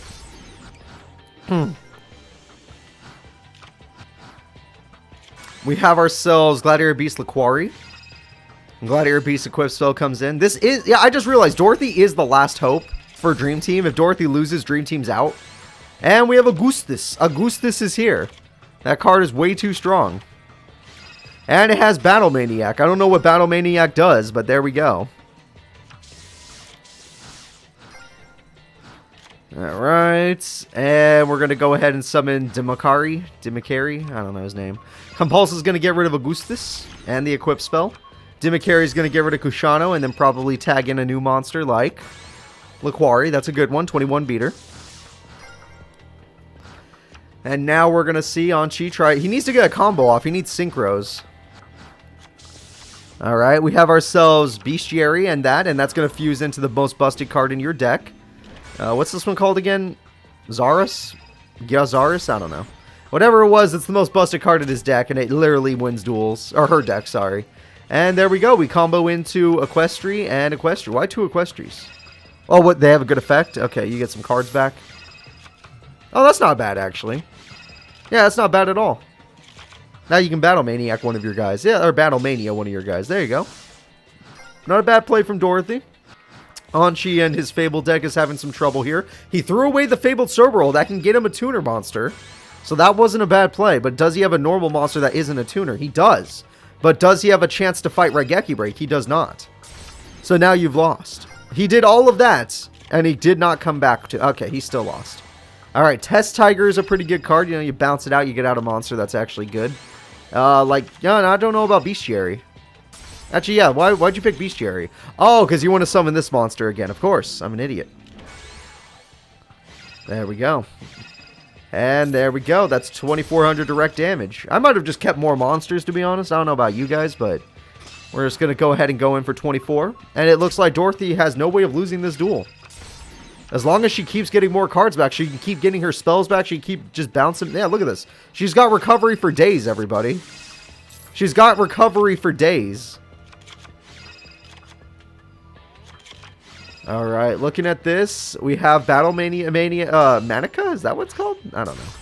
And we're going to tribute summon for Augustus, which is weird. Why play the spell card then? That was a misplay, obviously, by AI, but who cares? Welcome, Aberlol. I hope you're ready for today's stream. And we have Fabled Kushano, which can't do it. Why'd you play in attack mode? Oh, does he have Honest? The only reason I asked this is because of tomorrow's episode of Yu-Gi-Oh! He did have Honest, but he had to use it early. So that sucks. It did end up failing in the end. He had Honest, but it did end up failing. That's a big shame. Alright, with this control right now, it looks like everything's getting negated, but it does not matter. She has complete control of the duel. Kushano's going to use its effect to throw away Raven. I would have kept Raven. That card's better. Oh, he has another one. Okay, well, if you have another one, then sure, do whatever the hell you want. I don't care. 2,100 damage goes in. At least he's fighting back, but all she has to do is top deck any monster to beat 1,300. She can't beat 13. Hold up. Anchi's still in the duel. Fabled Raven throws away Fabled Crust. Fabled Crust brings back Fabled Grimro. Fabled Grimro and Fabled Raven are going in. Murmillo is dead, and Dorothy is in so much trouble. And Synchro Summon comes in. It's going to be Scrap Archfiend, isn't it? Yeah. Alright. Sorry, this is just the beater monster. Every deck for like page 3 characters basically has it if they run this. Raigeki Break comes in, and now they're both top decking. However, she gets 2 cards back to the deck and gets to keep the spell card. Alright. The spell card doesn't matter, but for now, but we'll see. He did not top deck a monster. Will Dorothy top deck a monster? Dorothy top decks a monster. And there we go. Laquari's a damn good choice when you just need damage. And Laquari goes in for some goddamn damage. Anchi is almost dead. It is almost over for our buddy Anchi here. And now we have Augustus. Augustus is here. And he's going to activate Kushano's effect by throwing away that other monster. By throwing away that other monster, he's now allowed to special summon it. And now he's going to summon Kushano, but he doesn't have a... Okay, he's going to XYZ summon, which is risky. XYZ summon this guy. This guy could beat Augustus if it wasn't for that face-down spell card. But let's go ahead and watch. This guy goes in, and Indomitable Gladiator Beast makes it 3,100 attack. He's only at 3k, and even though he knew about the card, he just attacked for no reason. Augustus is going to bounce out, and we got ourselves an Equestri, which can help recover since she needs a hand. And Ladarius is back. That's going to end this duel. Anchi tried, but the options were too good for him. Or for her. That's going to end the duel. And the winner is Dorothy in game number 1. Yep, a lack of object permanence. I sometimes get that too when I'm playing Yu-Gi-Oh! I'm like, oh my god, I forgot about that. Like, even though it's right there in my face, I can easily forget about it. So let's go ahead and get in duel number 2. Again, these are decks I did not create, so I could just find the characters and do it myself. Boop. Boop. Then we go to Dorothy. Let it be known, I did not create a Gladiator Beast deck for Dorothy. The game did. It's part of her actual deck. And there we go. We're ready to start. So, we have Dorothy winning the duel, which is good because she's the final member of Dream Team. If she loses, Dream Team will not win. Dream Team has not won a tournament. The winners of the tournaments have been Arc 5, then it was Redemption, and then it was GX. So GX, Arc 5, and Redemption have won a tournament. Every other team has not. Alright, we have the tour guide, which is a perfect start if he wants to get out an XYZ monster. I just hope he doesn't pick the same dummy that he did last time. Okay, well, you know what? Sometimes consistency is what makes people win. So let's see if he can oh, no, okay. I mean, if only you had Night Beam this time. Because now that Thorax is going to oh, it didn't bounce into anything. What the hell? Does it not have an effect too? What are we going to do? Oh, everyone in chat, God says no! The monster has been negated. Alright, there we go. Here we go, everyone. God says no. We got Night Beam this time, and it will stop the rush recklessly. Which, why wasn't your monster in attack mode if you had that? And the Raven goes in against the Thorax, and 1800 damage from Anchi. Alright, God says no, and it's working out real good. Laquari comes in. Laquari's going to get rid of Raven, but Mirror Force activates. Dorothy is in a lot of trouble. Anchi can go right in if he wants. Anchi's going right in with Thunder King Ryo, and that's a lot of damage. We have Raven with 13. We have this guy with 18, and we have Ryo with 19. Almost enough to end the duel. We might get our first Game 3 in World's final stage. I will not do a tournament where they use their highest level deck. Their highest level deck does not apply to any of the characters, and they're all usually stall decks. Most of them are, oh wow, honest. And she lost. Turn 7 victory. Yeah, most of them are stall decks. Alright, so let's go ahead and get into game number, game number 3. Anchi is trying to knock out Dream Team once and for all, but will he actually succeed? If Dorothy loses this duel, Gladiator Beast will prove that they are not as good as people think. Even though I'm the one that's scared of them. Maybe I don't need to be scared of them. Alright, looks like we're ready to go. This is going to be the final duel. One of these characters gets to move forward. Will it be a page 3 character or will it be a Dream Team character? Alright, looking at this, we got the Proving Grounds getting out Laquari yet again. And we have Murmillo. And we have Test Tiger, which can bounce out Murmillo for something better. And Max C is going to let him draw more cards. That's not a bad play. And Augustus is not a card he's going to be able to overpower, but yay, he gets to draw one card. And definitely he can't overpower it now. Okay, he's not going to be able to beat that. That is horrifying.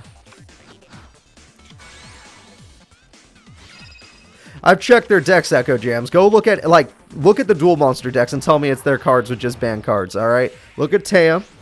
Go look at freaking Grandpa. Go look at Bakura. Go look at all of them.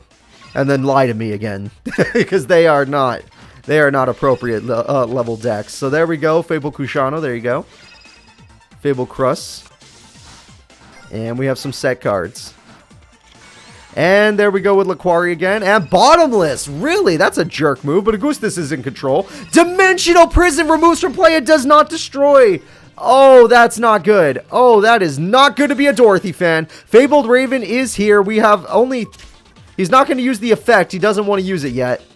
He might not get another chance, though, so that's kind of... Oh, maybe it only worked... I don't know why he didn't use the effect. And here we go. We have ourselves Demakari trying to make a comeback. It got rid of the Exceed monster. Again, he should have used the effect. Demakari's going to bounce out. He's got himself Laquari. Okay, Laquari can protect Dorothy because it has a lot of attack. 2100's hard to overcome. And he's going to use Raven's effect by throwing away 3 cards. He threw away God. And Honest is on the field for some reason. What the hell? And Wabaku is on the field to make you feel like an idiot unless you put that back in your hand. Alright, Murmillo, can you hit that Honest? Please hit the Honest. Don't not hit the Honest. Oh, God. Well, it's fine. It's still fine. And now it's not fine. Dorothy, you should have... Okay, you should have hit Honest. The other card didn't get to keep the attack anyway. And we're going to go in, and Murmillo has no protection. Dorothy has no protection. Dorothy's going to lose this duel unless she could draw a monster with more than 1300 attack. Heart of the cards, everybody. Here we go. She's getting serious. Dorothy top decks nothing. All right, that's going to end this duel probably. Anchi is going in with 1100 damage, and that is not good. This is game number 3, Axel. The winner goes on. And that's not good either. Dorothy needs a goddamn monster or she's gonna brick to death. Dorothy got her ace monster. It's Dimakari. I don't know why she said ace, but whatever. Honest is going in. Mirror Force! She loses it! A Mirror Force is going to end this duel. Game number 3 is obviously going to our buddy Anchi. There is nothing in this world that can stop him now. Look at him go. He's got a Mega Synchro coming out. This is going to be the strongest one in his deck. It's the Fabled Valkyrius. That card has 2,900 attack. It's going in, and she's forced to Wabaku early. So she does get one more turn. But the D-draw of Wabaku will not save her. Alright. And here goes Fabled Valkyrius again. It gets Fabled Cross out. Fabled Grimrose like, hey, nice play right there. I'm going to come and help you. And Dorothy is out of the tournament. Dream Team and Team 5Ds are out of the tournament, everybody. They are gone. If you want to know her face downs, they were useless. Alright. In that situation. Anchi is the winner. Most of you bet on Anchi anyway. Most of you bet on Anchi anyway. Not bad. So you guys get your money back at least. Now we're moving on to a duel that could go either way. It's Team Redemption versus Team Duel Monsters. This should be hype as hell. Everybody, best 2 out of 3. Mai Valentine or Seto Kaiba. Mai didn't even look like she was going to make it here, but she had an amazing day number 2 of groups. If it wasn't for day number 2 of groups, she would have just been gone. So let's see what happens. Seto Kaiba, on the other hand, was like, I think he only lost like 2 duels. Like, he did amazing. And he won the tiebreaker, giving himself first seed. And his only losses were to Banner. That was his only losses. But yes, this duel will be a duel between power and speed. Will she be able to beat him before he can get out of Blue Eyes? Or will he get out of Blue Eyes and then she'll never be able to overcome it? It's basically that. That is today's fight. Everyone get ready. It should be a good one. Alright. Of course, since they're both Duel Monster era, that means they actually probably will be at equal level. They won't be too far apart from each other when it comes to power. So, I don't mean power like attack points, I mean like AI level. So, it should be a good duel. I'm hoping for a good duel. So, what do you like more? Do you like a Blue Eyes deck more, or do you like Harpy Ladies more? Personally, me, I like Harpy Ladies more. But, Kaiba, he's been fighting hard lately, so let's see if he can make it work. I'm cool if he makes it work. I'm just curious to see what happens. If it was Harpy's Pet Dragon versus Blue Eyes, she needs a lot of Harpies on the field to make it work. But it'd be a cool fight. Alright. Granted, because of the way she plays, he's not going to get many back row cards, because Harpy's Hunting Ground is pretty brutal. So she's just going to set past, doesn't want to play the Hunting Ground until she sees some back row. Graceful Charity's going to activate. Perfect start for Kaiba, throwing away Pete. That is a beautiful start from Kaiba. I swear he's done this multiple times. And now he's going to go ahead and summon Alexandrite Dragon. That's a great start. Harpy Chandler will not die because she started with a Magic Cylinder. That's going to hurt Kaiba a little bit, giving her more time. Silver's Cry on Blue Eyes. It's still the battle phase. Literally, Kaiba had the perfect start. It doesn't get much better than that. And he's got triple back row on top of everything else. Harpy's Feather Duster. Everything is gone. But why would you play that if you have a Harpy in hand? Oh, you don't? Okay. Well, whatever. It looks like because he got Blue Eyes, I don't know how she comes back. Dragon Shrine's going to throw away a Blue Eyes and a Blue Eyes, as if it matters. And there goes Lejin, the beater monster. And Kaiba's not here to mess around anymore. Alright, 2,000 damage and 1,800. Yeah, I bet she still wishes she had that Magic Cylinder. Let's see if she can draw something to save her, because right now she's in a very bad spot. The duel already looks like it's over. It looks like he's the fast deck now. The way he plays right now, it looks like he's the one with the fast deck and not her. Alright, he's going in for the kill, and it will be the Mirror Force. However, Peden loves Mirror Force. Look at that. And Peden's just going to defend his life points. He doesn't even care. But he also has another Legit. He's got more beater monsters just in case. So now she could try to make a comeback. Sadly, Harpy Chandler will destroy the Harpy's Hunting Ground.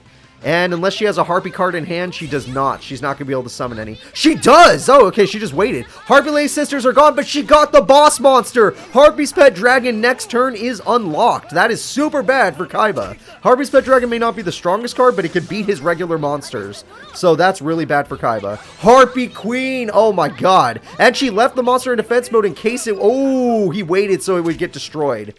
Smart play. But at the same time... She should have just put that in attack. Don't put it in attack mode now. If you were going to leave it in defense mode, then leave it in defense mode. Alright, well, it's fine. He realizes he doesn't have Shadow Spell anymore. Pet Baby Dragon. It's the mama and the baby. It's TT. They're going into top decking. Both of the characters are out of everything, and they're both... Oh, well, mine's almost dead. And he does not top deck a monster to end the duel. What will Mai get? Mai gets an Elegant Egotist, but not a card to end the duel. Alright, top deck mode initiate. We're in a very stressful situation. He's going to get Monster Reborn for Blue Eyes White Dragon, which will guarantee end the duel. Big Bang Shot just to be a jerk, and my Valentine will lose the first duel.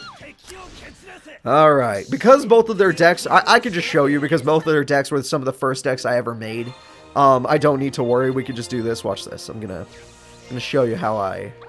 Seto Kaiba. I won't accidentally reveal any new characters' decks by doing this because they're right here. Yeah, he's deck number 10. And I think she's deck number 11, funny enough. I think I made their decks like one after the other. And that was a long time ago. This was... God, when was it? Freaking... Oh, I guess it just updates with the days. It doesn't matter. Alright, here we go, everyone. It's time to start the duel. My Valentine versus Seto Kaiba. If Mai loses this duel, she's out of the tournament despite being a really good duelist and getting first. In the Duel Monster tournament, she got first in the representative tournament. Seto Kaiba didn't even qualify in that tournament. But in Team Redemption, he got first, so he's trying to make a comeback. It's a first versus first right now, even though she's second seed for, you know, her group stage. So Alexandra Dragon's a strong start. Obviously, Kaiba always has a strong start. My Valentine realizes this and goes for her Harpy Hunting Ground and does not use it. Okay. Okay. Heavy Storm is pretty brutal, but it was the right play because you need to get rid of all those cards. Harpy's Pet Baby Dragon is the wrong play. You want Pet Baby Dragon late, so she got unlucky. She got it early. We all know that... Oh, she didn't get baited. Usually this card baits monsters into attacking it, but she's not baited currently. And now he's got two Alexandrite Dragons to easily destroy Harpy Lady number 1. And my Valentine is in a lot of trouble. She is in a lot of trouble. We have another Harpy Hunting Ground, which is completely useless. And now she's bricked. Okay. Okay, I was gonna say, if he draws another Alexandrite Dragon, the duel is over. But he did not draw another Alexandrite Dragon, and my Valentine is about to get knocked out of the tournament. There's not much that can help her come back. And don't say Mirror Force, because I don't even think that's gonna help. The Destiny draw could be a lot of things. It's not always the Mirror Force. See, it could be Monster Reborn. Monster Reborn's going to bring back the Harpy Dancer. I don't even know why you choose that. Harpy Dancer's going to pop the back row. Back row is Lightning Vortex. Elegant Egotist is going to bring out Harpy Lady 1. Harpy Lady 1's sadly going to pop the Field Spell. It's not good. And now we're going to go in with 1600 and give him his Blue Eyes. Okay. It's the right place. It's understandable. Don't worry. I'd do the same thing. If I knew I was about to lose, I'd do the exact same thing. He had the lamp. He had the lamp. Oh god, and it's going in. And oh, the lamp's a wind monster. It got buffed by Harpy Lady 1. And for both duels, Blue Eyes is going to end it. So looking at this one, because it was close, my Valentine had 35% of the vote, but a 30k bet on Ghost Wolf is gone. Whereas a 30k bet from Amon is good because Seto Kaiba dominated my Valentine. So there we go, Amon, you just won a lot of money. I hope you enjoy it. Alright. And on to the next duel. It's going to be Alito, our Battling Boxer, our #1 rep tournament winner of Zexal, versus Rebecca Hawkins, literally the most comeback character we've ever seen. I don't think we've ever seen a person like Rebecca. Alright, Rebecca has done something none of us could have expected. She took down Shingo, she took down Nene, and it doesn't matter who the third person was. I think it was Aster Phoenix. And she took down Aster Phoenix all on the same day just to qualify for today's tournament. And I don't remember, but she might have had to win a tiebreaker as well. So she went ham. Like, Rebecca did insane just to make it this far. And honestly, she should not have made it this far. She should have lost to Nene Shadalls super easily. The fact that she beat Shadalls is the craziest thing to ever happen. But now she's going up against really consistent Battling Boxers. One weakness of the Shadalls is she did not have that many monsters in her deck. Battling Boxers are the exact opposite. So I'm going to have to say it. I think Rebecca is about to die. I don't think she's going to win this one. She got a very unlucky group. She wishes she got to fight, like, I don't know, I guess Kaiba. Kaiba would have been nicer, because she can do stuff against Kaiba, but she can't really do much against Battling Boxers. So we're ready to start this. I just need to get you guys in vision. I'm going to go ahead and start the prediction now. Rebecca Hawkins and her weird deck, which I can't even say what deck it is because it's a mishmash. She's got a lot of ideas in one deck versus Alito. She's got burn, she's got heal, she's got stall, she's got morphing jar, she's got cyber jar, she's got so much. She's a Gen 1er. She's like, hey, remember like the first 4 packs of Yu-Gi-Oh, like all the way up to spell rulers? That's me. That's Rebecca right there. She uses everything in those packs. She mix and match them to be the best deck ever. And she made it this far, so she is one of the best. Whether or not I like to, I have to, I don't want to admit it, but she is one of the best because she made it this far. Granted, Alito is one of the best. He's a 180 character tournament. He was the strongest AI for a while. And now he's going to take down Rebecca. I'm trying to find her face because she was a character I made it back in the day, so it's kind of hard to remember. There she is. All right, there we go. And Alito is going to start with no monsters, which is the exact opposite of what I said. And she's going to start with Witch of the Black Forest, which can do a little bit of damage. The problem is she doesn't run that many beater monsters. That's her one thing. Well, that's upsetting. Well, that's very upsetting. I'm sorry, folks. She could have done a lot more damage, but she just didn't. She just, nah. She didn't feel like it. She just didn't feel... Oh, that's a good card. That's a good card right there. Headgeared is going to take the hit. Injection Fairy Lily is going to make it so Headgear has to take another hit. And Witch of the Black Forest puts Alito in a very, very, very bad spot. He would have lost by now if she had main phase 1 a Monster Reborn. It's only turn 5, guys. It's only turn 5. Alright, Headgear is back in attack mode for some reason. Why is it in attack mode? Oh, wait, is there a trap? Did he Destiny draw a trap? Did I not see that? Maybe there's a trap. There better be a trap. Oh.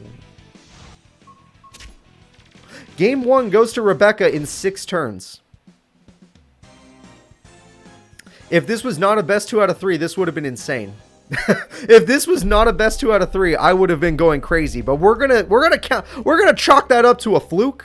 I'm just gonna say it. That was a fluke. Definitely not. That was 100% a fluke.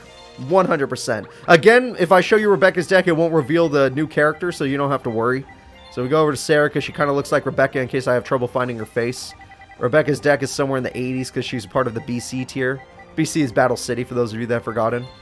And then Alito is all Zexal character. I don't make Zexal decks. Those are the decks I leave as is. Yeah. There we go. And there we go. So let's go ahead and get this duel started. We're going into game number 2. Obviously, the only reason he lost is because he bricked. He didn't start with his monsters. Like, he had to summon Headgear twice, so you know he didn't start with any monsters, but it's fine. It's fine. This duel he did. See, he doesn't have a bunch of spells and traps this time. He has monsters. Graceful Charity is a great start yet again. Pot of Greed's a god tier start as well, yes. Graceful Charity is a great start yet again. Tribute to the Doom is a smart start. And then we have Giant Soldier of Stone. Like I said, she doesn't have many beater monsters. If she Monster Reborns on main phase 2 again, I'm going to yell. Okay, she didn't. Thank God. I feel a little bit better about that. She's going to attack the moon. Okay, here comes back the monster. That monster can't be Giant Soldier of Stone, though. And Spar's coming out either way. And there we go. That's why. Okay. Now he has the monster that will infinitely summon itself. Because even if he dies, he gets a bunch of monsters. So he's fine. Yep. And he does not attack. Does Headgear effect say you can't attack when you special summon? Why didn't he attack? Everyone in chat, please. I don't know Battling Boxers. Was there a reason? There should have been a reason, right? He's not usually dumb. It was Spar? It was Spar. Okay. Thank you. I needed confirmation. I was scared. And there we go. Mirror Force does not work against him. He could just summon 2 monsters again. And then, worse than that, he could freaking... ooh, new hands. Worse than that, he could just re-XYZ summon. So, technically, that doesn't work, Rebecca. I'm sorry.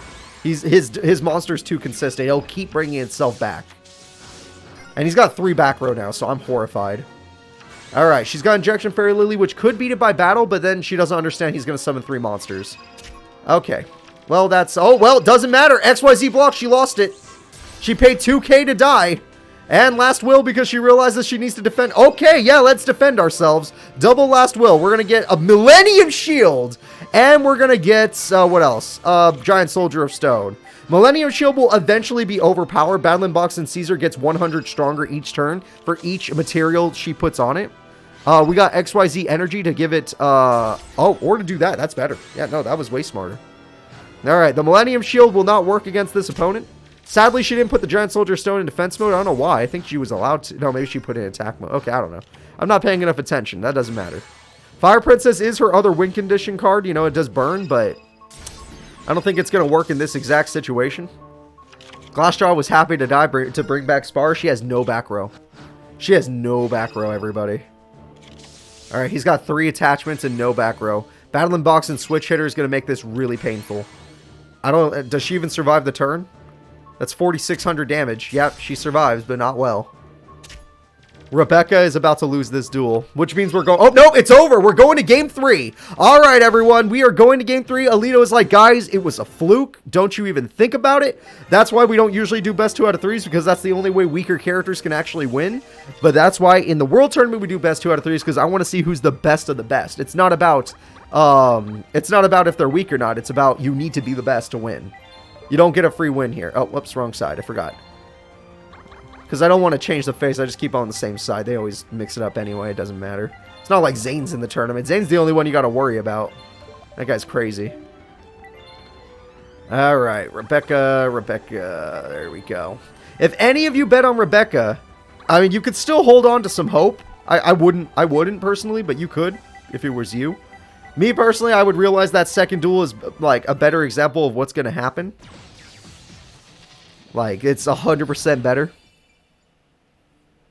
Yeah, I didn't think Rebecca versus Alito would be game 3. I didn't think that either. I also didn't think Zexal versus freaking Banner would only be 2 games and not in Zexal's favor. Giant Soldier is stoked. She loves using this monster aggressively. I don't know what it is with Rebecca. That might be her strongest attacking monster. I don't know. Not tribute based, obviously. And he already has his monster. There we go, everybody. We have the freaking Caesar. Freaking Caesar, man. It's so strong. Alright, and Caesar's going to eat that glass jaw, and 2,600 damage is going in. Rebecca loses 13. Alright, we set, and Solemn Wishes is nice. I don't know why you didn't activate that earlier. You could have actually healed yourself. Oh, even better! He's going to win the duel, guaranteed. Alright, he's got rank up magic to summon his strongest card. Everyone say hello to Comet Cestus. There is no longer a chance for Rebecca to come back. Oh, Witch of Black Forest still gets its... That card will not work against Caesar. Caesar will still summon a bunch of monsters. But it is an interesting idea. If she is willing to set it. I've seen her AI not set it before.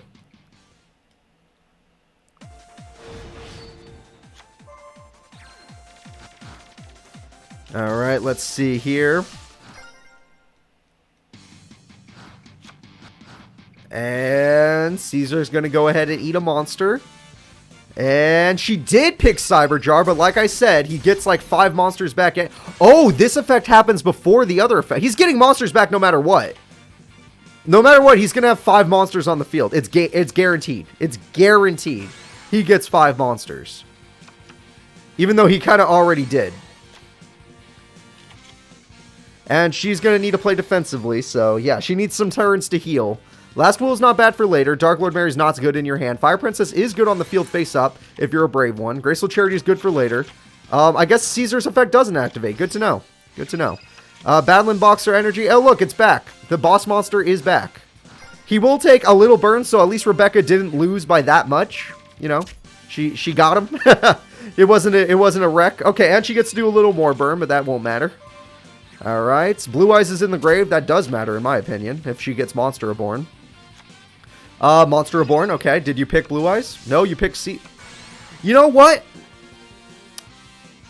That wasn't a good play. I would have picked Blue Eyes. Granted, at least now he can't bring that card back. So that's, you know, at least, you know what? It has a value because he does use XYZ Reborn.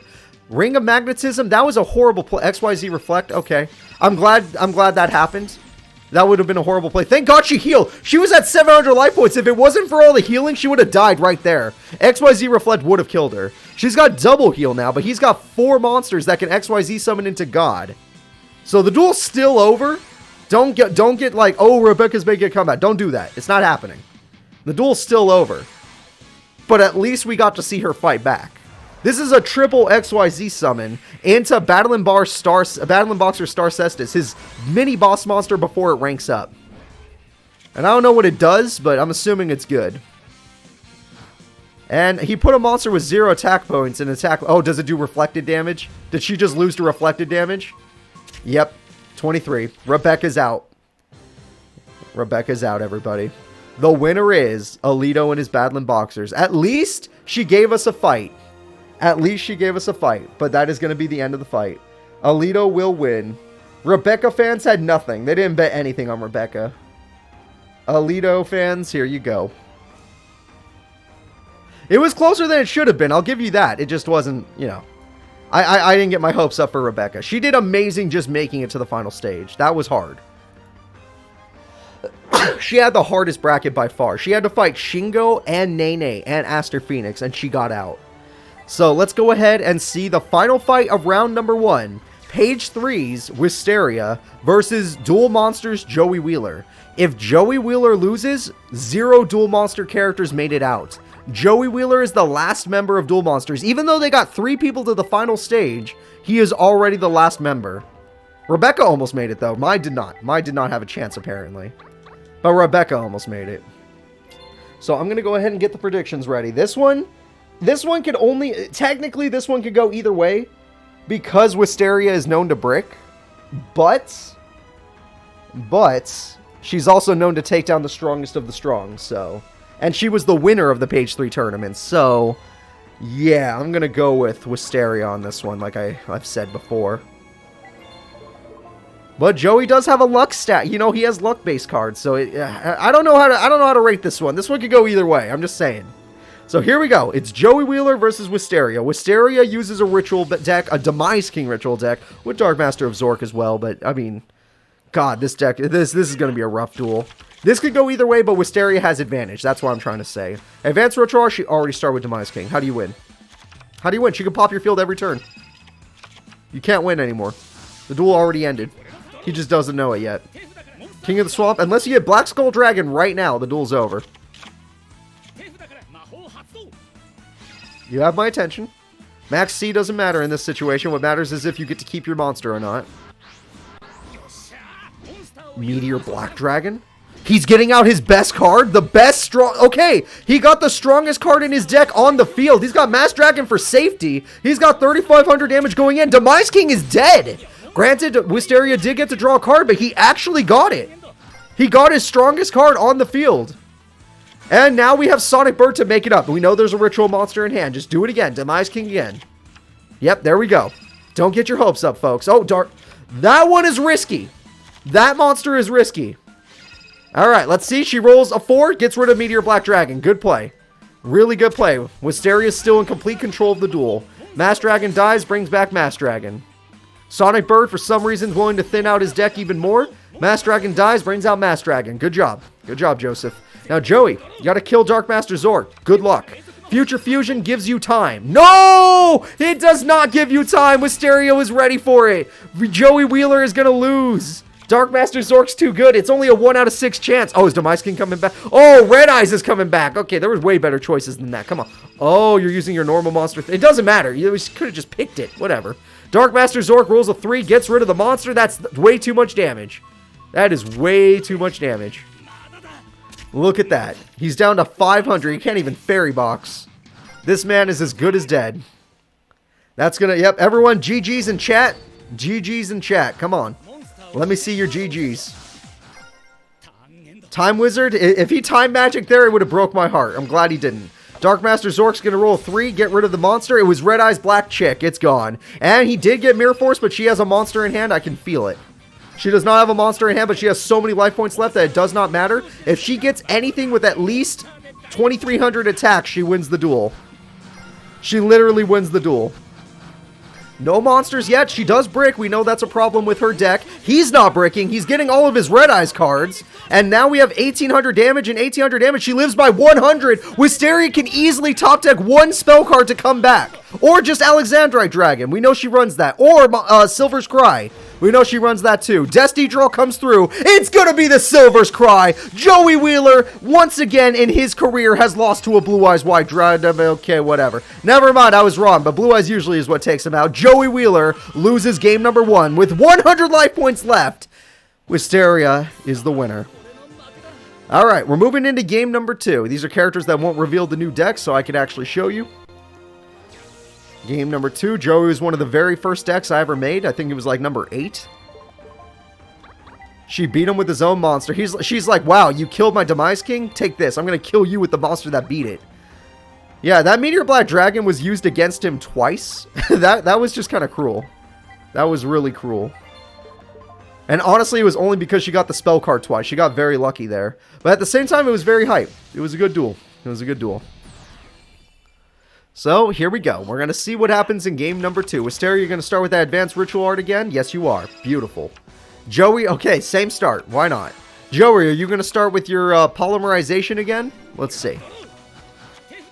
Future Fusion is not poly. She'll just pop it, dude.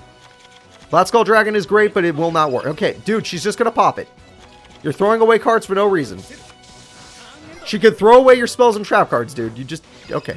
You just don't understand. Your AI is not built for this. And there we go. There's enough damage to end this duel. Blue Eyes and 5,400 damage. Joey Wheeler has lost the duel. And nuke. There's like no chance of coming back anymore. Even if he draws Mirror Force, if he draws Mirror Force, he loses the duel. It's like a guaranteed loss if he draws Mirror Force. Duel Monsters is out of the tournament. Heart of the Cards gives him a monster. Or Dragon's Mirror. Hold up, that's a different Destiny draw. And it's gonna be the Black Skull Dragon. But his AI brain is stupid and will probably target Blue Eyes. Yep. AI brains, boys. Can't work with it. Told you. What are you gonna do? Alright, and blow up the whole field again. And there we go. We lost everything. And there's game. AI brain, effects don't matter, attack big monster. And that's going to be it, everyone. Joey Wheeler is out of the tournament. Duel Monsters is out. In fact, we're going to need to take a peek at who's left in the tournament. Most of you bet on Wisteria, so there's no surprise there. I wanted Joey to win, but I knew I'd be disappointed. His brain just ain't big enough. His brain just ain't big enough. Alright, GG to all DMs out there. No more Duel Monsters. So... the team's still in the tournament. Let's take a peek. There's only 8 characters left. We have Page 3 with Wisteria, Zexal with Alito, Redemption with Kaiba, Page 3 again with Anchi, Arc 5 with Shingo, Zexal with Dogchan, Page 3 again. All the Page 3 characters, all 3 of them made it. None of the Duel Monsters ones made it. And GX. So there's 1 GX, 1 Redemption, 1 Arc 5, 2 Zexal, and 3 Page 3. There we go. And the first duel is going to be one of the Page 3 duelists versus Professor Banner and Zexal. Alright, here we go. Let me get this set up. It's not easy to have upsets when it's best 2 out of 3. When it's best 2 out of 3, there usually aren't upsets, because we get to see who's truly a better character. Which is why we don't normally do best 2 out of 3. I want to give every character an actual chance of winning. So let's go ahead and check it out. Professor Banner is here. And then I'm going to need InJara. Now, Banner is next to the character that I just created, so I can't let you guys see his deck. Because then you will know who I made. And I don't want you to know who I made for Thursday. InJara... Jesus Christ, where is this lady? I know where she is. I missed her, I guess. There she is, yeah. There we go. And we are ready to start this up. Let's go ahead and take a peek. And it's going to be InJara versus Banner. Banner has his weirdo deck, and InJara has her god tier deck. My opinion, InJara doesn't have a way to stop. And let's go ahead and set this up. Why would it be someone with a scrap deck when we already have someone with a scrap deck? Alright, set. Wow, no monsters from InJara and no Pendulum Summon. Interesting. But, you know, Banner's not really an aggressive guy, so it doesn't matter if you don't have anything. He can't hurt you. And there we go. We have a set. And InJara's going to go ahead and get... Okay, she got it. 1-9. She can make whatever she wants. She makes Monolith. Monolith's really strong. 2,700 attack is good. And she can keep searching for more. Shell is also really strong, but sadly... oh, there we go. And there we go. It's going to go in and destroy one of the tokens. And tokens. Wow, she only cares about tokens, I guess. And Morphing Jar number 2 goes in, and we're going to go ahead and throw away some cards. Looks like Shell does not care about effects. That's new. I did not know he did that. So Shell can't return to the deck. Is that his effect? That's a hell of an effect if you ask me. No, that's a pendulum effect. I don't want to read it. Maybe it's one of the other cards.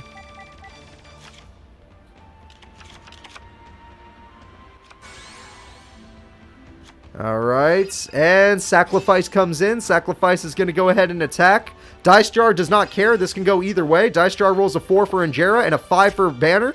InJara is getting kind of low on life points, but not enough to die. Parasite Tiki is dead. Or Parasite Tiki is dead. Well, if they can't be affected by stuff lower level, then guess what? InJara completely counters Banner. Banner can't win the duel except by Dice Jar. And we already saw the Dice Jar try its best. It's not going to be able to do it. And InJara gets herself another shell because why the hell not? A shell would do piercing damage. Monster Reborn kicks in. Are we going to see towers? You know the answer is no, but I like to ask. Alright, we got ourselves a Tribute Summon, which will get shell that can actually attack twice and do piercing. Sacrifice gets you towers, but you're never going to summon it. I'm not even getting excited.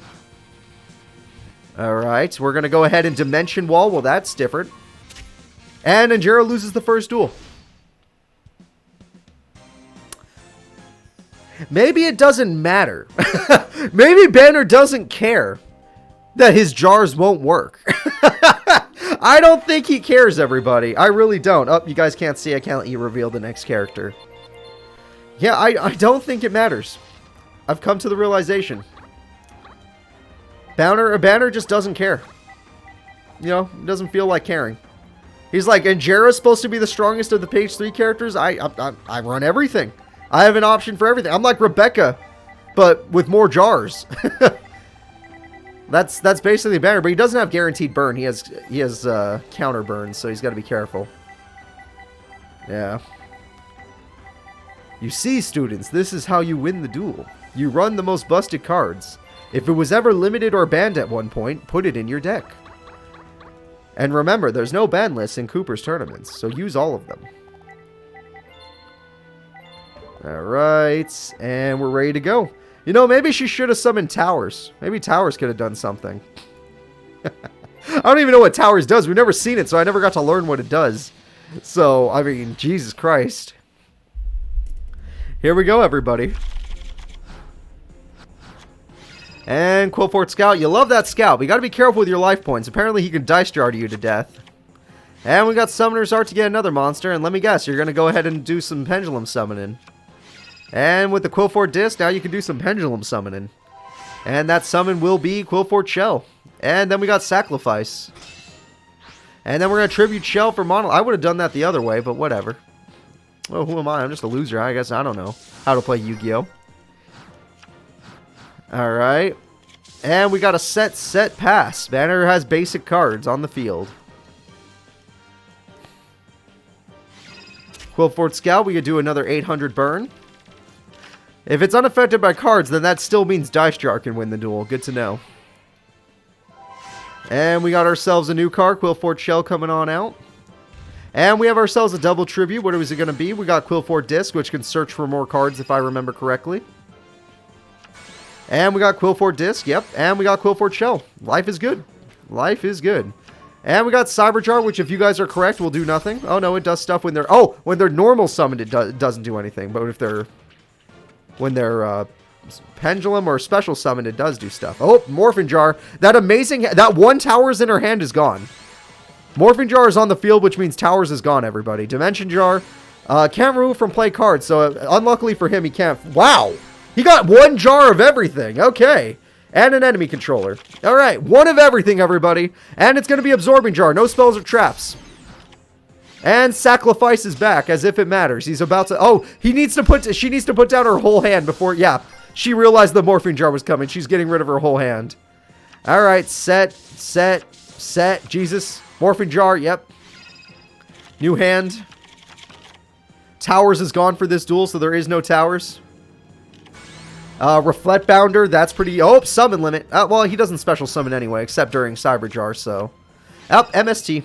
And goodbye card. Mirror Force! The Mirror Force was hit! Night Beam! What else? Monster... Oh, yeah, he said it for Morphing Jar. That makes sense. Monster Reborn is hit, which normally wouldn't matter, but Towers was in the... Oh, Towers can't be special in that way. Whatever. Right now, Banner's in trouble. Without that Mirror Force, he's in a lot of trouble. 800 burn, and InJara put herself within range for Dice Jar to end the duel. You got to be careful there.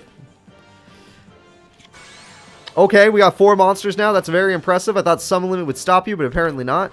And we got Enemy Controller because that monster is way too damn strong. Alright. And that monster... I would have let the other monster hit for the Reflect Bounder damage, but... I don't know. Banner cares about his own life. He doesn't want to lose to Dice Jar. Even though he still will. Yeah, he could still 100% lose to it right now. And... Ooh, Dimension Jar. We can get rid of that Towers once and for all. We hit Towers. Okay, everyone. Towers has been hit. This duel looks like it's going to be up to a Dice Jar because InJara can't be stopped now that Mirror Force is going. Well, Mirror Force wouldn't have stopped her anyway. Yeah, this duel is going up to a... Oh, he at least stray lambs. That's smart. This duel is going down to a Dice Jar, everyone. Everyone's in Dice Jar range. Let's see what happens. She'll be in double Dice Jar range if she pays the 800 with that Scout. I'm glad she did not. Because she doesn't want a 5 to kill her, too. Alright, good job, InJara. I'm very proud of you. Very proud. Alright, got ourselves another Scout. That's good, you know. Do whatever you like. I don't care. Helix comes in, gets rid of another back row card. It was Dimension Wall! That's a big hit! Dimension Wall is gone. The duel is winnable. The duel is officially winnable by InJara. As long as Dice Jar hits him. Oh, Morphing Jar. She's running out of cards. I will notice that. But he's running out of life points. So, this duel could end right now because she's about to do 3,700 direct damage. It's a 5! That's 2,500 damage! The duel's about to end! That was exactly what she needed. And it's over! Banner loses game number 2 to his own Dice Jar. We are going to game number 3, everyone. And InJara is still one of the strongest. She can... And look, his deck is still technically luck-based. Just because he got lucky before doesn't mean it's not luck-based. It's luck. 100% luck-based right there. Literally, she got rid of Dimension Wall. That was the perfect target. Apparently, the other trap was useless, so that was a great target. If she had hit the wrong card, she would have lost the duel right there. But she hit the right card. So, let's see what happens. Banner is ready to go, and InJara is ready to go. I am excited. Game number 3. Winner goes to semifinals of Worlds. That's freaking insane. Will Banner be able to take out the strongest page 3 character we've ever seen? Or will InJara simply show how strong she truly is? What the hell just happened? Alright, there we go. Sorry, lost my thing. Alright, we're good. Let's go ahead and start this. Banner versus InJara. Everything's on the line right now. This duel decides it all. We got Banner fans in chat. We got freaking InJara fans in chat. Everyone wants to see Towers. Scout here again. She loves her Scout, I gotta say. She really loves her Scout. And that disc means she's guaranteed to... She's always pendulum summoning. I feel like she always gets her pendulum summons. Did she... Those are the wrong levels, right? I'm not wrong. Those are the wrong levels. Wait, but he can't... It's fine. He can't attack directly. Remember, his deck has no real beaters except like Reflect Bounder. She could just wait until he Absorbing Jars them. Remember Absorbing Jar? That does some... Oh, maybe it's only face down. Either way, most of her monsters can just be normal summoned. Cloning. Now he gets one too. Sacrifice. Now hers is better. Thank God he put it in defense mode. Alright, and the clone is dead. See, she could just tribute off this monster because he can't attack it anyway. Morphing Jar. Oh, she lost her whole hand. He lost Dice Jar, though, so you don't have to worry about Dice Jar.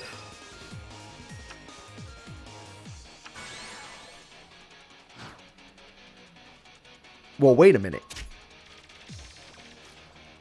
Hold up, though.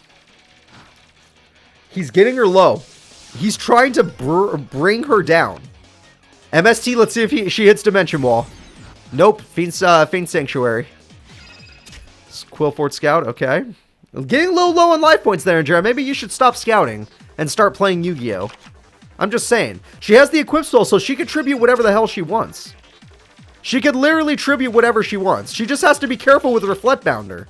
But she has cards that pop, so it's fine. Sacrifice lets her do it, and she's got Quillfort Disc, which lets her summon 2 more monsters. Great. And Sacrifice. Why the hell not? And look it, we got rid of Mirror Force. Hit Mirror Force. That's great. We hit Mirror Force. That is exactly what we like to see. Qwilfort Disc, we got a Helix on the field. We got a Helix on the field. The damage is good. The Helix can make sure... Hey, you messed up! Banner messed up! He won the duel and then threw the duel! It's over! Banner's gonna lose! Banner messed up! He played 2 spells! His brain! The AI brain! They don't know how to program! They don't know how to program! She can still win! The Dimension Wall is gone! It was wasted! And InJara is in the duel to win! Dice Jar could burn him 6k and then she wins the duel! Dice Jar is worse than you think. You don't want Dice Jar. And she's going to tribute the opponent's monster. The field is wide open for game. She can't Pendulum Summon, but she could do a shit ton of damage. Banner threw the duel. Banner threw the duel. His AI didn't know how to work with it. They always chain. They couldn't program not to chain. All right, and InJara's got Monster aboard to try and end it faster. She's got the shell on the field. I'm really excited now. I'm really excited. I thought Banner was just going to win. Cyber Jar. Huge Revolution is over? Are you kidding me? The winner is InJara with 200 life points because Banner doesn't know what he's doing. Damn. Imagine getting knocked out because your imagine losing money because your AI just decides to not do it. He just is like, quick play spell. Save InJara's life. InJara, a person who bet 50k on InJara. Ghost Wolf was saved. Ghost Wolf almost lost 50k. And let me see who would have won. Phantom Lord almost won 26k. But because of Banner's terrible play, because AI cannot properly be programmed, there you go. InJara is your winner. Top 4, page 3. GX is out of the tournament. There is no more GX in the tournament. The next duel is going to be Season 1 World Tournament Champion Shingo versus Season 2 World Tournament Champion Dog-chan. A rematch of the ages of the best 2 out of 3. Last time, Dog-chan barely beat Shingo in game number 3. But we'll see what happens this time.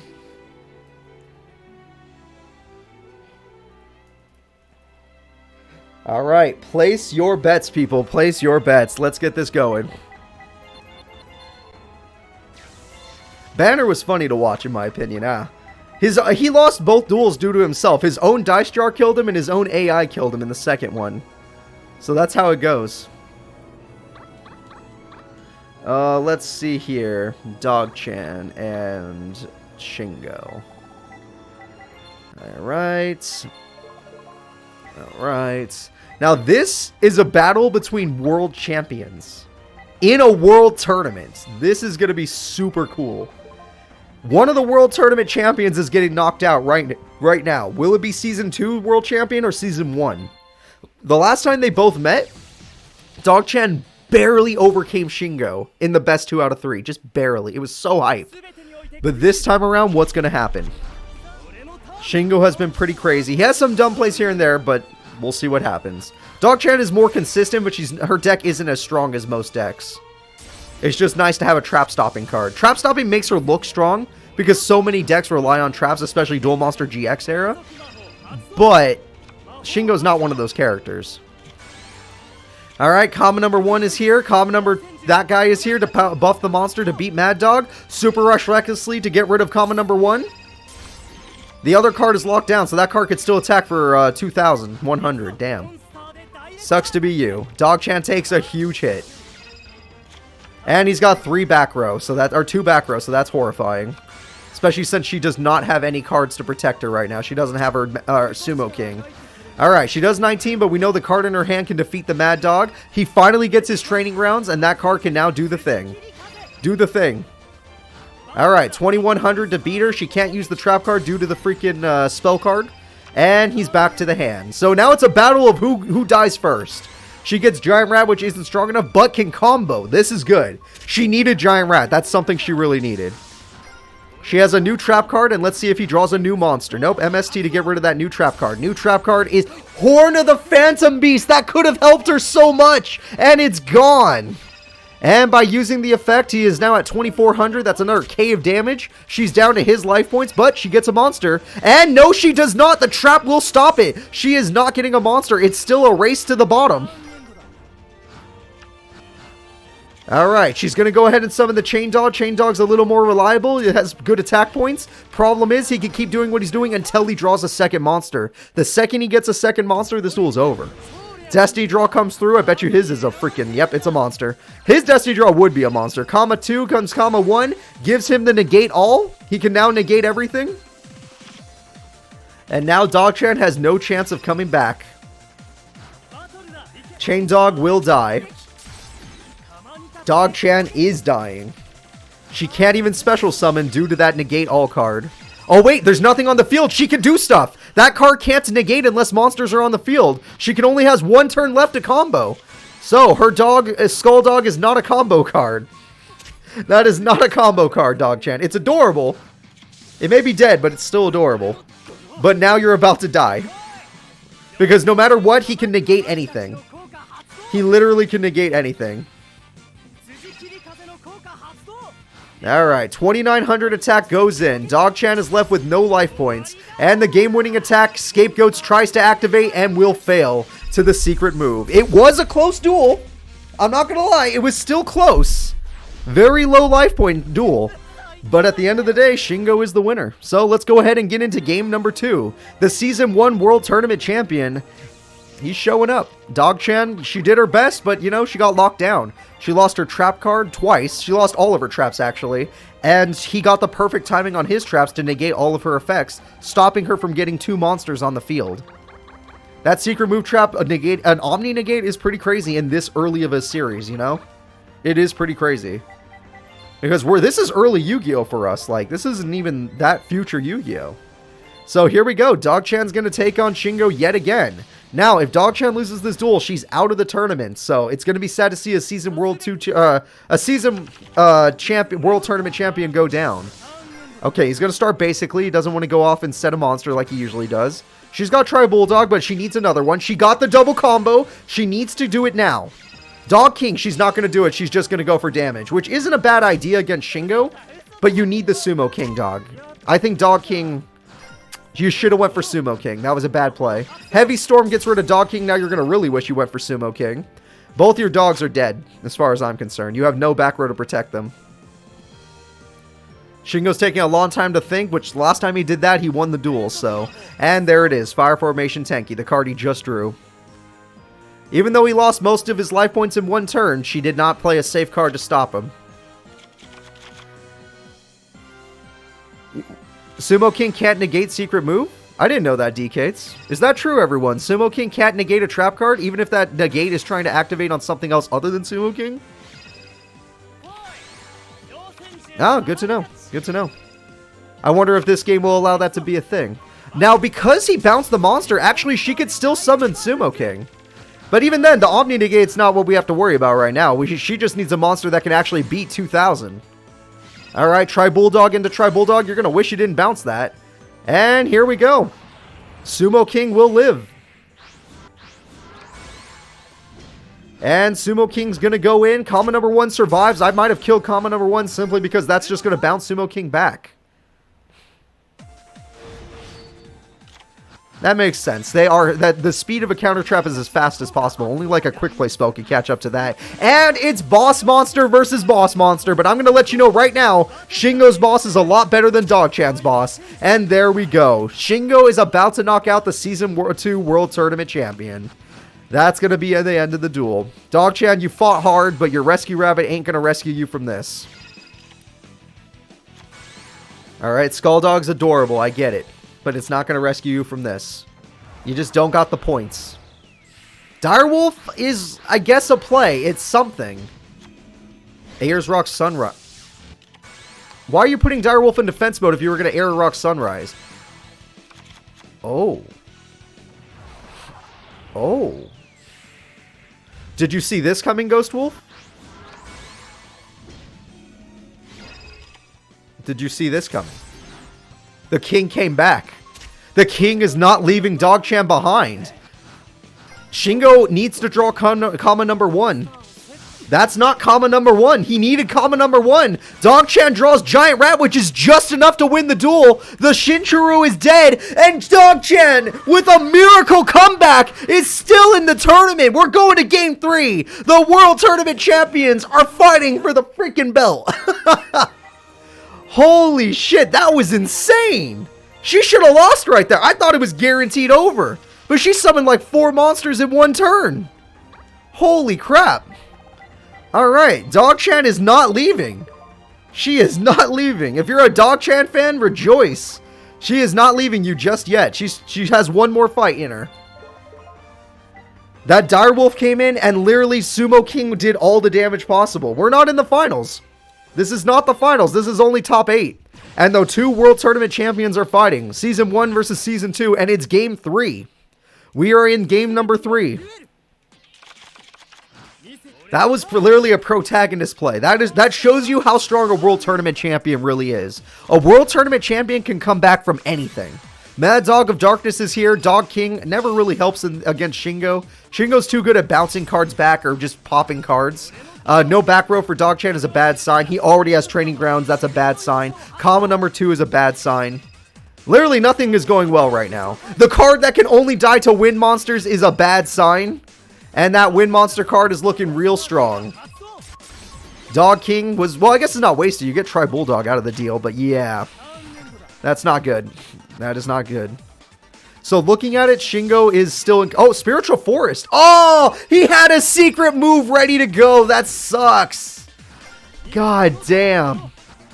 All right, so let's see. Is she going to do anything else, or is she just going to lose her monsters constantly? Constantly losing monsters. She can't beat this card. I guess Direwolf could take it, but then what? Like, you still have to do something after you kill your own monster. Alright, we got Fire Formation. He's going to get another monster. Comma number 1 bounces monsters back to the deck. Spiritual Force. And that's it. He doesn't even want it. He's going for his boss. Get rid of both cards on the field. That's going to stop her from playing Yu-Gi-Oh! And now it's 3,000 direct damage. And he can counter anything next turn. He has an Omni Negate and 3k beater on the field. Look, I know you guys want to believe, but Shingo is literally saying you can't play anymore. And Dog-chan's awesome, but she's not that awesome. Okay, she lost another Spiritual Force. That's super unlucky. But, like I said, this ain't working out for Dog-chan. 3k just to get rid of the monster. Okay, so he's bricked on monsters. He needs to draw more monsters. But Dog-chan has nothing to stop this, unless she gets Direwolf through a combo. But even then, she loses everything if she goes for Direwolf. So it's still a lose-lose situation. MST is going to go ahead and pop the card that we've been waiting for. It was Hell of the Wild. That's a burn card in her deck. She doesn't run many burn cards, but that's one. Rescue Rabbit is gone. I would have used that card. I don't know why she didn't, but whatever. Maybe she knows something I don't. AIs are smarter than me in some ways, because I don't know the card's effects. And she can't use wherever that other trap was, which I'm going to guess is Hell of the Wild. He finally drew another comma card to end this duel. And Monster Reborn to end this duel. Dog-chan fought hard, but the duel is over. Bounce the card back to the hand. Oh, he can't do that because it wasn't special summoned the other way? Okay. Assault Dog. That will save her. If it wasn't Assault Dog, the duel would have ended right there. But this is her final turn. We already know the duel's over, but this is her final turn. Alright. Heart of the cards. Dog-chan sets. No traps. It's over. There's nothing else in the deck that could save her. Comma number 3 comes in. Comma 3's effect gives you that card. Omni Negate comes out. Omni Negate to hand. Oh, no. He's going for damage instead. I guess it doesn't matter. It's enough to win the duel. Cooper didn't think about Giant Rat. I didn't think about the floater. Is she out of monsters, though? Did she already Giant Rat earlier? She did not. I didn't think about that. But the duel's still over. I don't care what anyone says. The duel's still over. Because look, he has that in his hand now. What is he going to do? All she has is a Skulldog Marin. She has no life points. He has at full life points right now. She has nothing on the field. Literally nothing on the field. There's no way to come back. And he could summon another Daibok for guaranteed game. Dog-chan has a 0% chance of winning this duel. Not even a 0.1, a 0. It's already over, guys. Combo number 1 bounces. Diebox too strong. She can't Direwolf and protect herself. There's nothing to do. Skulldog does not help you at all. Do Bulldog does not help you at all. Your Sumo King isn't strong enough. Your Direwolf only pops 1 monster. None of this works. I am respecting the fact that you are trying your best, Dog-chan. You are fighting. You are fighting because you're a World Tournament champion. But Shingo got the better hand this time around. It's clear that they're both equal power. Both of these characters could beat each other easily. But Shingo is just more consistent in this case. Alright, his deck just has higher attack points. And sometimes that's all it takes. Alright, and we got Chain Dog. Like I said, none of this matters. None of this matters. He could still combo into the next Diebok next turn. So don't get your hopes up. I'm not getting my hopes up. Do not get your hopes up. And plus, neither of these monsters can beat the cards on the field anyway. I take back the first thing I said, but I'm still correct. I'm still correct about what happens next turn. She used every goddamn chance she had. Okay, she did everything. I'll admit, that was amazing. That was still a World Tournament champion play right there. That was a champion play. That shows how strong she is.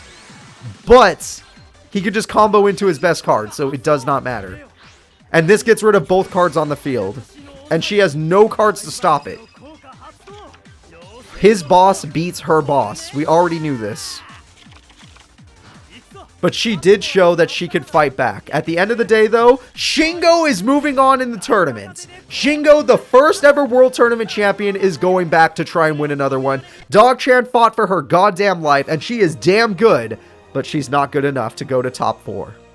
So let's go ahead and move in to the next fight. Everyone, that was a hard predict. Most people bet on Dog-chan, but they did not bet high. No one bet money on this. There's no money bet on this one. Shingo is the winner. No one had a guarantee, and there's a reason. You saw that duel. There were no guarantees. Alright, Shingo wins. The next duel is going to be page 3 character Anchi, the Fabled deck. And the Fabled deck that barely took out Gladiator Beast is going to take on Seto Kaiba. Now, Seto Kaiba's Blue Eyes deck, as much as I want to say it's good, I don't think it's page 3 good. Page 3 this season has been the strongest team we've seen. Page 3 is by far the strongest team this season. And I don't think Kaiba's going to stop that. Alright? Yeah, I don't think Kaiba's going to stop that. And don't get excited for these duels. We just saw 2 world champions fight. And when they fought, it was awesome. Like, they comebacks galore, basically, from both of them. When these 2 fight, we're not going to see that. Alright? I don't think Kaiba can stop freaking Anchi and his Fabled deck. I don't think Kaiba was going to stop Dorothy and her Gladiator Beast either. He's just too old school. He's just too old school. Wait, was that not Kaiba's deck? That's not Kaiba's deck. Shit. Thank you. Thank you. Thank you. I got the wrong deck. Appreciate it. I got distracted by predictions. Here, let's do it again. You guys can watch me do it. Thank you. Thank you. Alright, let's try this again. Appreciate it. Was it actually Kaiba's deck? Did you guys mess up or did I mess up? I might have messed up. His deck's number 10, as always.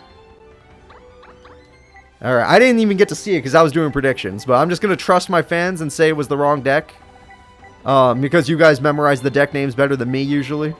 It was Joey's deck. Oh! Oh, God! Kaiba would have... Oh, my God. Kaiba would have me assassinate... No, he would do it himself. He would come to my house in a giant Blue Eyes jet and just, like, I don't know, burst stream destruction me to death. Like, oh, my God. That was disgusting. Thank God you guys said something. I did feel like that extra deck was a little too big. Alright, so Anchi versus Kaiba. We already know the different powers. So, Fabled Raven, great start. Okay, not when you don't throw away cards and then Synchro Summon. Graceful Charity, great start from Kaiba. He always gets that! I swear! Wait! Watch every one of Kaiba's duels in the World Tournament. He's gotten that at least 4 times. He's had that start at least 4 times. No fucking way. No fucking way. You gotta be kidding me. No fucking way.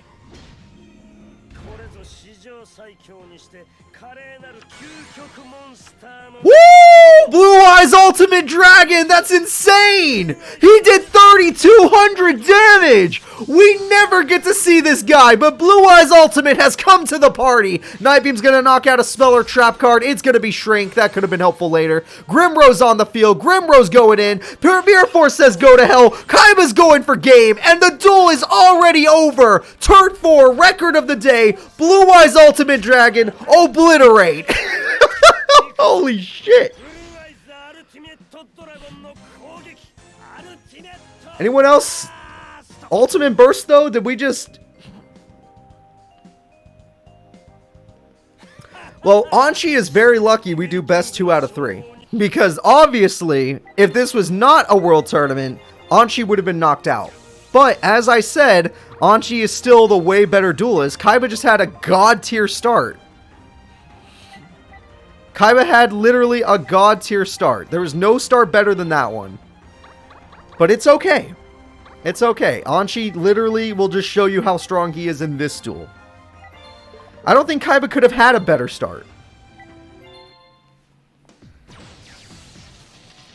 That was the fastest duel today. Turn 4. Holy shit.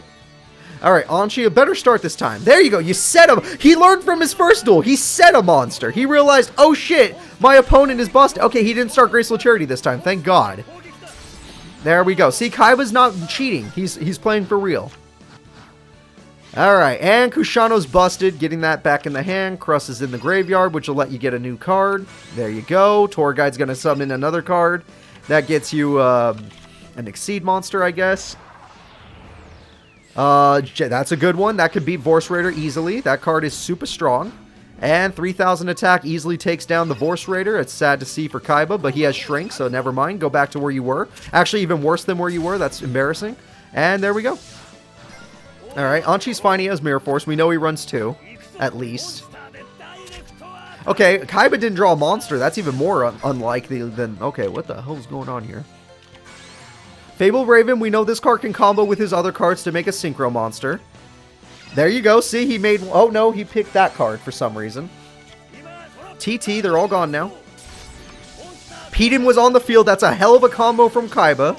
But Kaiba doesn't have any monsters. We saw him not summon last turn, so he needs something else. He has no monsters. Kaiba's bricked. His hand is 3 Blue Eyes and a Poly. Oh, wait, no, wait. It's not that, but it's something like that. Alright, and here comes Tour Guide to do the same exact job, but better this time. Because now he can take Peden. Is he going to steal Peden from the enemy? He's totally going to steal Peden from the enemy. Alright, Seto goddamn Kaiba is going to steal Peden from the enemy, which is hilarious. Peden's going to crash with Peden most likely. No, it's not. Alright, he wants to keep it. And Peden's going to special summon the final Peden. Which means Kaiba's brick, if he had Blue Eyes in hand the whole time, can now be summoned. Or just Lightning Vortex. Why the hell not? Why do I care? Oh, threw away Dragon's Mirror. We're not seeing Blue Eyes Ultimate again. And it was Blue Eyes. That was part of the brick. And 3K's coming in. And Anchi is top decking. Kaiba is pissed. I insulted Kaiba by giving him Joey's deck, and now the world is changing. We're in a different universe now. We're in the universe where I messed up, so Kaiba's on fire. Oh, here comes Kushano. Kushano's coming back. Raven's in the grave, which does nothing. Kushano's going to defend. He did have Mirror Force! What the hell? Why didn't you? Oh, he's waiting until the last second. Big Bang Shot ends the duel, but no, it doesn't. He has Mirror Force. I knew he had Mirror Force. Why didn't he just use it? He's got Chaos Emperor Dragon! Oh, shit! Anchi, you lost! His final card in hand was Chaos Emperor Dragon! Oh, just give up! Just give up! Where's the give up button? Everyone, let's go press it together.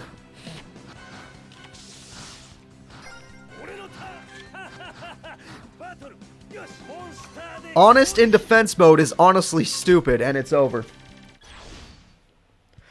Kaiba 2-0'd my Valentine, and now he 2-0'd Anchi's Fabled deck. Kaiba is in top 4 of the World Tournament. Kaiba is in top 4 of Worlds with a basic Blue Eyes deck. With the basic cards he used in the show. And he's in top 4. And he hasn't lost today. He has no losses. Holy shit. That's insane.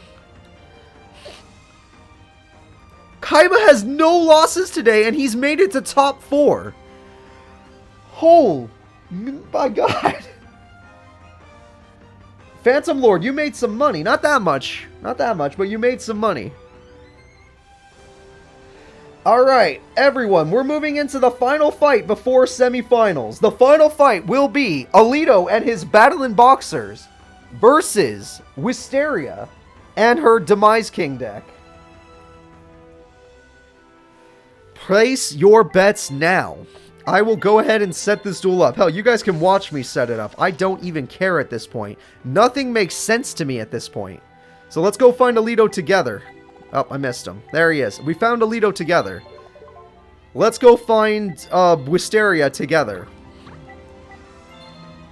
I can't believe that Kaiba beat a page 3 character like that.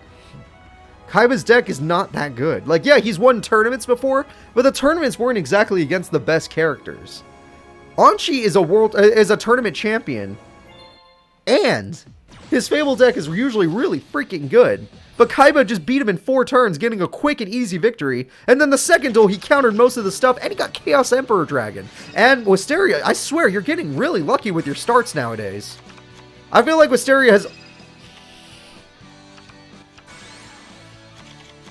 What the fuck? Wait, what? Why does Wisteria have what? Is she gonna Zork or Demise King? That's the real question. Because now you wasted Zork. You wasted Zork, but it's fine. She got rid of a lot to do that. There's no way she got 3 already. So yeah, I was gonna say, there's no way she got 3 monsters already. Alright, so Demise King is pretty damn good against Battling Boxers. As long as they don't combo. Max C to make sure Wisteria can draw her last ritual monster. She got 3 spell cards within 4 turns. Or 3 turns. That's insane. Now, granted, this monster can easily defeat her. This monster is stronger than her. So he's going to get rid of Demise King for free. And now she doesn't have the card that could have beat him because she wasted her Dark Master Zork. Her trading is going to go ahead and give her more cards. And she got her final one. What will it be?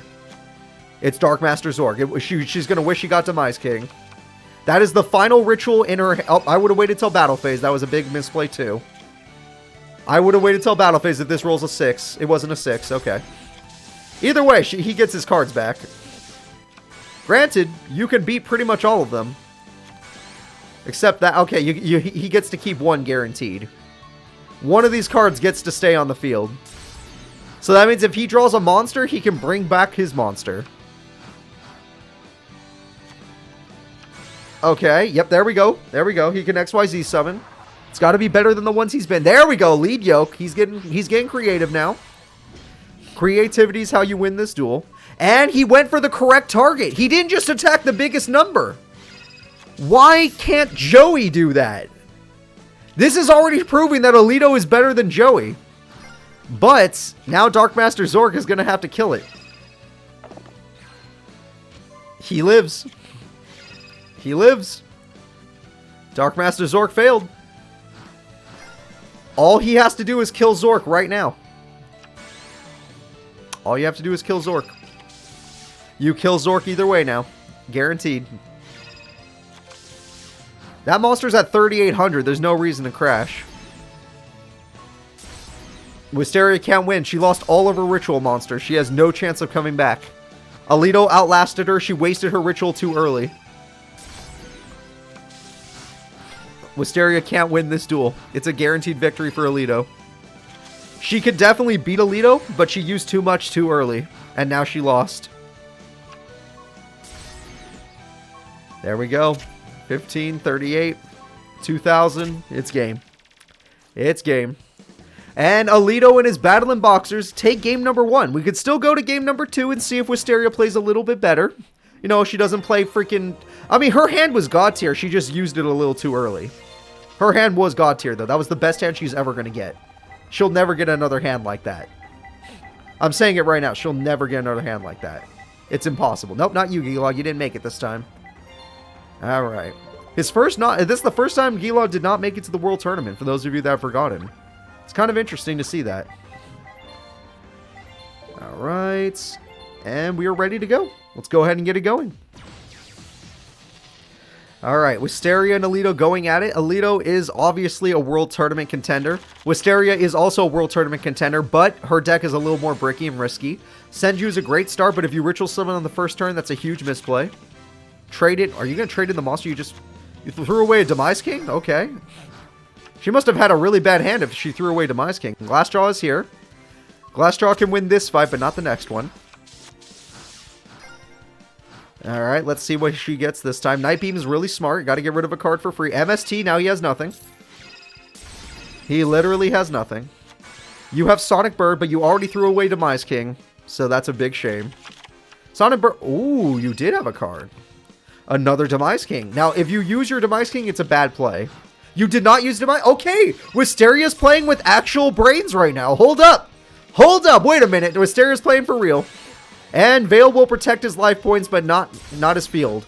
He needs to summon 2 monsters in 1 turn or he's in some trouble. Alright, he plays Switch Hitter to summon 2 monsters in 1 turn. There we go. Wisteria loses her Demise King and her chance at coming back. Switch Hitter is such a good card for his deck. And just like that, Demise King, as cool as you are dead. And Wisteria is back in a situation where she cannot win. Silver's Cry is great, but you can't win with that. All it does is destroy Caesar right now. It doesn't beat Caesar later. Another advanced ritual art, but you need another ritual monster. No other ritual monster. It's good that she got her other spell card, but she has 2 Demise Kings in grave, and we don't know where Dark Master Zork even is. Glassjaw is going to die, but no matter what, he's guaranteed to have 2 monsters left, which means he's guaranteed to get his monster back, which means he can get Lead Yoke, which means he can beat Blue Eyes. So no matter what, he's in complete control of the duel.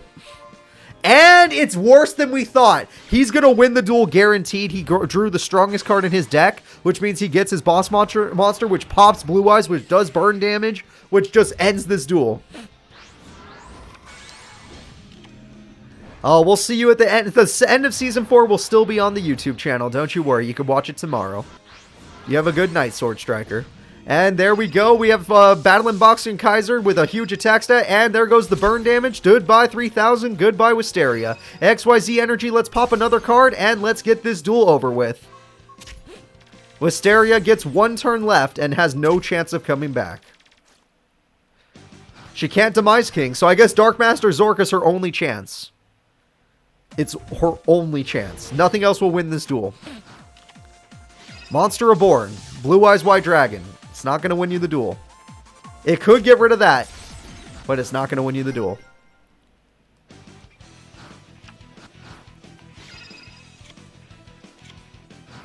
Alright. Blue Eyes goes in, and now he can pick whatever he wants, which means it's a guaranteed victory. He can do a rank 4 summon right now. Or a rank 4, but 3 XYZ monster summon. And he's going to do it. Cestus is here. Alright, Star Cestus is here. Go ahead and end this duel with some rank up magic. The Barion's Force. And he brought back out his ultimate card, which can do 3000 burn. It can't beat you by battle, but he doesn't want to beat you by battle. And just like that, Alito is in top 4. He hasn't done good since the 180 character tournament, but he's coming back with these Battling Boxers. We have made it to top 4 of the tournament. Your representatives are here. We have 4 different reps. Page 3 lost 2 reps in that thing. I mean, in top 8. So here we go. InJara of page 3. Shingo, World Tournament Champion of Arc 5. Seto Kaiba of Team Redemption. And Alito, 180 character champion of Zexal. 4 teams are here to make it. Zexal has never won a tournament. Page 3 has never won a tournament. Redemption and Arc 5 have. Are we going to have a repeat winner or are we going to have a new winner? Let's find out. Alright. Wow, most people bet on Wisteria. That's a shame. So, this is going to be one of the hardest bets of the day. I don't know who's going to win this. I say InJara, but I don't know who's going to win this. This is difficult. Anyone that predicts this one right is a genius. Like you should start predicting more often. If you can predict this battle correctly, you are very good at this. Okay? You know what you're doing. But we'll see what happens. InJara and Shingo are both pretty freaking crazy characters. But overall, I would say InJara can win this. But she probably has to go for towers for once. This is a character where towers is necessary. This is a character where towers is necessary. But we'll see what happens. Let's go ahead and start the duel. Alright, Shingo versus InJara. Two of the strongest competitors going at it in Worlds. World Tournament Champion number 1 versus page 3 consecutive champion. Set, pass. Shingo plays basically, which is completely fine in the early game. And she has her scout as she always does. Will she mess up her scout this time, or is she going to actually go for the correct... Ooh, doesn't matter. He countered it. Okay. She didn't get to search, but she still lost the life points. She got Monolith, which means she can no longer make the pendulum. Oh, wait, that one's rank 9 as well. She can do it. She can do it. All right, Dark Hole's going to hit comma number 1 or 2. I think that was 2. And she got 2 monsters to attack directly, and one of them has good attack points. So that's half his life points in 1 turn. That's half his life points in 1 turn. That's pretty brutal. But Shingo is known for his comebacks, just like Dog-chan and just like, well, everybody, honestly. Everyone that's ever won a big tournament. Comma number 1 is here. It does not have its effect. There's nothing to combo off of, apparently. I guess not. Comma number 1 goes back to hand if it's game's over. Turn 4 victory. InJara wins duel number 1. She's embarrassed that he's called a world champion. And we have Shell, which can attack twice. So yeah, that still ends the duel. It was a win. It was a victory either way. InJara takes game number 1. Obviously, Shingo did not start with the best hand. He didn't get his Yosenju Trading Ground. He didn't get his Fire Formation Tenki. He needs to get those cards. That'll help him against InJara. Yeah, that'll help him against InJara. So let's go ahead. I got lucky. The game happened to give me Shingo right there. That was literally as lucky as life could be. So we're all ready to start again. Let's go ahead and get the duel started. It's going to be Shingo on his last life. If Shingo loses this, all he has left is the bronze place breather match. If InJara loses this, then Shingo's going to make a comeback. I could already feel it. He only needs to win 1 for me to think he's going to win the whole thing. There it is. That's all he was missing. That's all he was really missing was that card. Also, he needs to set another monster. Good. He can't leave himself wide open against InJara. InJara does too much damage in 1 turn. Alright, we got the Shell, that's rank 9. We got the Disc, that's rank 1. Or level scale 1, whatever. I'm saying the wrong thing, ignore me. Monolith comes in, and we got Sacrifice to make it stronger. And we're going to be able to destroy Shinchu, which is fine. He doesn't even care about that card. Okay. What are you going to do about it, Shingo? You have lots of cards. I'm not even touching it. He's taking forever. His AI brain really struggles in this. I don't know why. Alright, he's got combo number 2, which can at least attack directly if he wants to go for that. He should combo more. Combo number 2's effect will activate. Combo number 1 comes out, which can bounce back the card to let 2 direct attacks go in. Combo number 1's effect activates. And it's going to get out a monster that could do another special summon, I believe. And he got combo number 1. Good play, good play.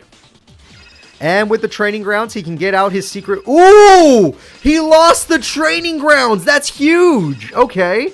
And that card gets bounced, which means he's allowed to... Ooh, she got Shell. Which means he's allowed to do a shit ton to her face. Now, granted, her monster weakened his... Or her pendulum's weakened his monster, so he can't win right now. But he got her below half in 1 turn. So they did the same exact thing to each other, basically. Alright. Now InJara's going to need to play pretty crazily because she lost half her life points in that 1 play. Nightbeam's going to get rid of Secret Move. Really good play. Nightbeam does not let any counter traps activate or any traps activate. She's going to get her monsters back. Okay, Scout's on the field now. And she's going to Tribute for Shell, which can attack twice. And that's going to clean up the field, no problem. Alright, and don't forget that Shell also does piercing damage. Not only does it attack twice, but it does piercing. There's no chance now. Shingo lost. Except combo number 2, if it gets combo number... Okay, well, he's going for direct damage because he knows he's got nothing left. Maybe a trap? No trap. It's over. It's over. 2 direct attacks per game. Shingo didn't even go... Shingo did not even get to fight anymore. Turn 6. That was the fastest duels of the day. Turn 4 tied with Kaiba. Turn 6, 10 turns to win the entire match. It only took her 10 turns to win a full match. She's going to finals. InJara of Team Page 3 seems to be unstoppable. And Shingo, the World Tournament Champion, is knocked out. The next fight is going to be Seto Kaiba of Team Redemption versus Alito of Team Zexal. I don't think either of these characters could take on InJara.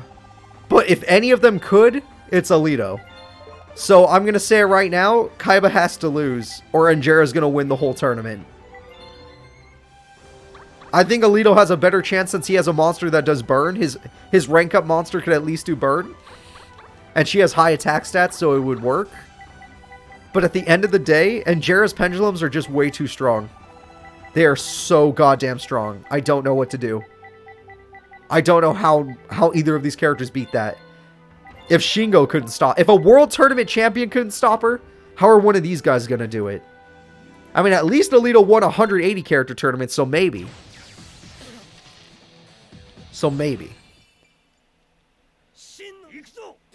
Oh yeah, wasn't InJara supposed to lose to Banner? Didn't Banner throw the duel against InJara? Holy crap, that's crazy. Oh, did I forget predictions? My bad. My bad. Most of you bet on InJara. It doesn't matter. There's at least 2 duels going in. Alright, I'm not even looking at the screen right now. If something crazy happens, the chat has to go hype instead of me. There we go. Looks like Kaiba starts well with a freaking... Okay. Kaiba starts with 2,000 damage. That's not bad. Not a bad start from Kaiba. Alright, we have a set pass. Okay. Pot of Greed. Okay. Pot of Greed gets Legion. That's another good beater monster. That's going to put him in a bad spot. And that's direct damage from 18. Does he have that 1-card Veil? He does not. Okay, Alito's in a little bit of trouble, but he has back row, so Dark Hole's perfect. Dark Hole will get rid of all the beater monsters. Monster Born will steal one. Why Pede? Oh, is he going for a rank 3 monster? Why? That's the worst monster you could have stolen. You're giving Kaiba more monsters. That was literally the worst card you could have chosen. There is no worse card to choose. Okay. Well, we're down to 2,200 and Alito's playing like ass. Alito is literally like playing like ass. Did he pick Peden because it was the only effect monster? The same reason why they picked Morphine Jar? Alright, he's got this card. This card's busted. This card's literally busted. It's like a Monster Reborn, except it failed this time around. I thought he would have a monster in hand. Dragon Shrine is good. You know, throw away some Blue Eyes for Silver's Cry later. And then you have... He got the lamp! Everyone, the lamp is back! The lamp is here to end the duel. 2,000 damage. Is the lamp going to do it? And Kaiba wins duel number 1 with the lamp. Of course. Okay. For some reason, even he knows that he's became popular because of that lamp. He became popular because of that lamp. That lamp, that for those of you that watch the YouTube short, that lamp was used watching him get first place in the Redemption Tournament that qualified him for this tournament. And now he's in freaking top 4 fighting to go to finals. And he's 1 win away from finals. Kaiba is 1 win away from finals. That is insane to me. He shouldn't even be that close. Like, it should not even be an option. He should have lost before. I didn't even think he'd make it to the final stage. I'm glad that he did. But top 4 is too much. Top 2 is insane. Alright, here we go. It's time for Kaiba to take on Alito. Here we go, everyone. I'm looking at it. I'm kind of curious because I thought most people would bet on Alito. Alito has a better start this time. Headgear's going to throw away a card and protect itself. So this card was good. Good start. Kaiba got Graceful Charity. That 1 start he always gets with Peden. He threw away TT. He threw away TT, everybody. That's insane. I never thought he would do something like that. Alright, Alexandrite Dragon will fail to kill. Oh no, it will trade. Oh, Headgear's effect. He will fail. And Kaiba's left wide open. Great job, freaking Alito. And now Alito can do some combos. Oh god, that damage is huge. Kaiba's going to lose the duel already. Alright, the duel's already over. It looks like we're going into game 3.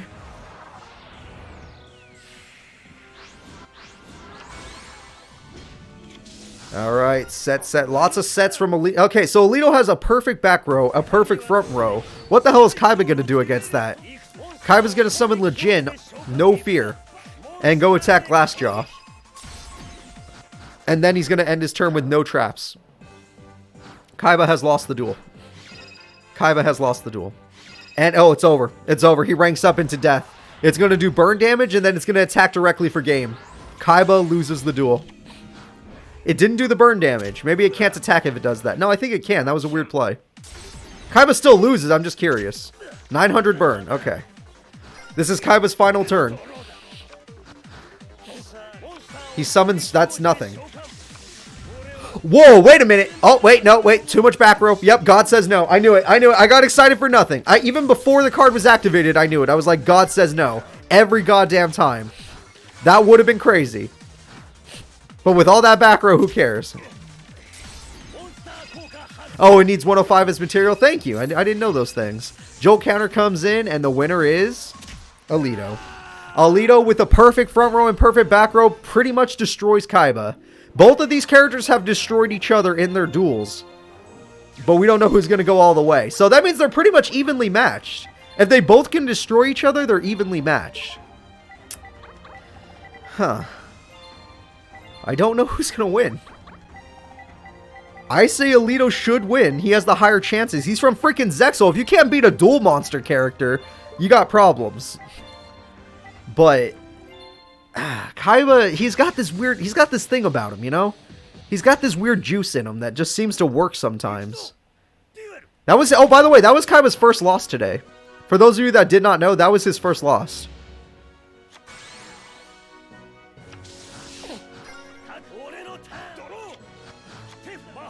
Pot of Greed. Not bad. Vorse Raider. Beautiful card. Vorse Raider goes in. Glassjaw will have to die. Does he have Veil in hand? He has Veil in hand. That's how he wins. The second he gets Caesar out, Kaiba can't stop the combo. It's over. So the second I see Caesar on the field, it's literally over. And there we go. We have Caesar. And now Kaiba can't win the duel anymore, because this card will just constantly summon monsters. Alright, let's get Glassjaw in there, and Kaiba's going to go ahead and die. There we go.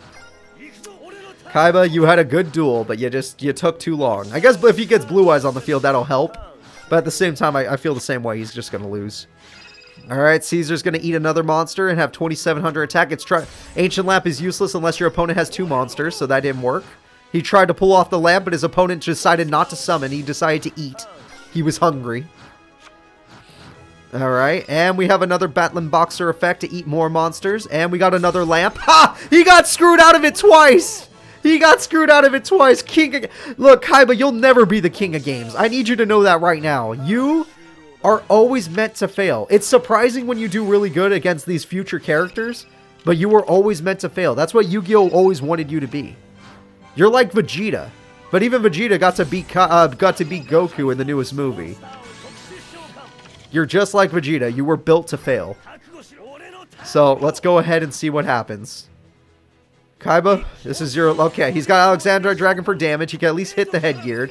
He's got Vorse Raider, but he has no rank monsters. He's not one of those guys. So, he's going to attack the headgear. The counter punch comes back just like it did the last duel. Headgear won't die, and that means Kaiba is going to die. It's just like last duel all over again. 2,900 attack comes through. Kaiba loses Vorse Raider. He will not lose his Peden, so Peden can hold the field for a second, but that's how it goes.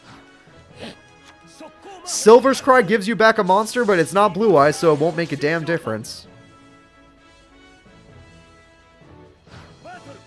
And I guess he's just doing this to kill the headgear, and it worked, but that's not enough. It's just not enough. He already lost his lamps. He lost everything. 3,000 attack. He can now beat a Blue Eyes. Mirror Force after all this time? Oh, wait, no. He just set that. He just set that. Never mind. Well, at the same time, you're still going to lose. Your opponent can just, at the end of this battle phase, after he's done beating the crap out of your field. Because look at how strong these monsters are. You're going to wish you saved that Mirror Force for something else. Alright, Peden, you can't save him this time. You can't save Kaiba. There's 5 monsters on the field right now. Now, Mirror Force right now would have mattered. Lejin's dead. Alexandrite's dead. And direct damage, Kaiba's dead. Kaiba's dead. Do it. I was going to say, just do it. Come on. We already know you're going to make Caesar again. This is how he's unable to lose. He could just keep doing it. And there we go. Seto Kaiba, you're not even going to do damage. Graceful Charity is nice, but what are you going to throw away? 2 maidens. I think Maiden might have helped you. I think keeping the Maiden would have been a good idea. And we're going to play Shrink. I don't know why you would target that. Yeah, XYZ Reflect. Even if you kill it, you're helping your opponent by killing it. So at the end of the day, it was a bad play either way. And Kaiba loses the duel, everybody. Alito is going to the finals, and Kaiba is going to the 3rd place breather match. The duel has ended. Unless that's a Call of the Haunted, the duel has ended. It's nothing. Seto Kaiba did amazing, but Alito is way better. And now we know who's going to the finals. So, for all of you that have not been keeping up, here we are. The 3rd place breather match will be Seto Kaiba versus Shingo. Seto Kaiba versus Shingo. The finals, we are going to have a new champion. Not like, I know it's like Alito and InJara both have won tournaments. No. Team Zexal or Team Page 3 is going to win their first tournament today. Season 4 is either going to be won by Zexal or Page 3. But before that, we're going to have Kaiba take on Shingo. So let's go ahead and do that just as a nice breather match. Between these two characters, it's Shingo, 100%. There's no... I'll let you guys bet on this one, but I'm just going to say it right now, you bet on Shingo. If Kaiba can't beat Alito, he can't beat Shingo. Like, if you can't beat Zexal, you can't beat Arc 5. Trust me, dude. It's just how it is. It's just the way it is. I'm surprised he even took a game on Alito. That was really good. That was really good that he took a game at all. Alright, Shingo. There you are. And we're ready. And we are good to go. Let's go ahead and start this fight. The 3rd place breather match is here. Bet on Kaiba out of pity. Oh, that's sad, but we'll see what happens. Maybe Kaiba will get his fans happy. If he gets 3rd place in the World Tournament, then Kaiba's damn good, I gotta admit. But he's gotta be pissed after all of this. He keeps losing.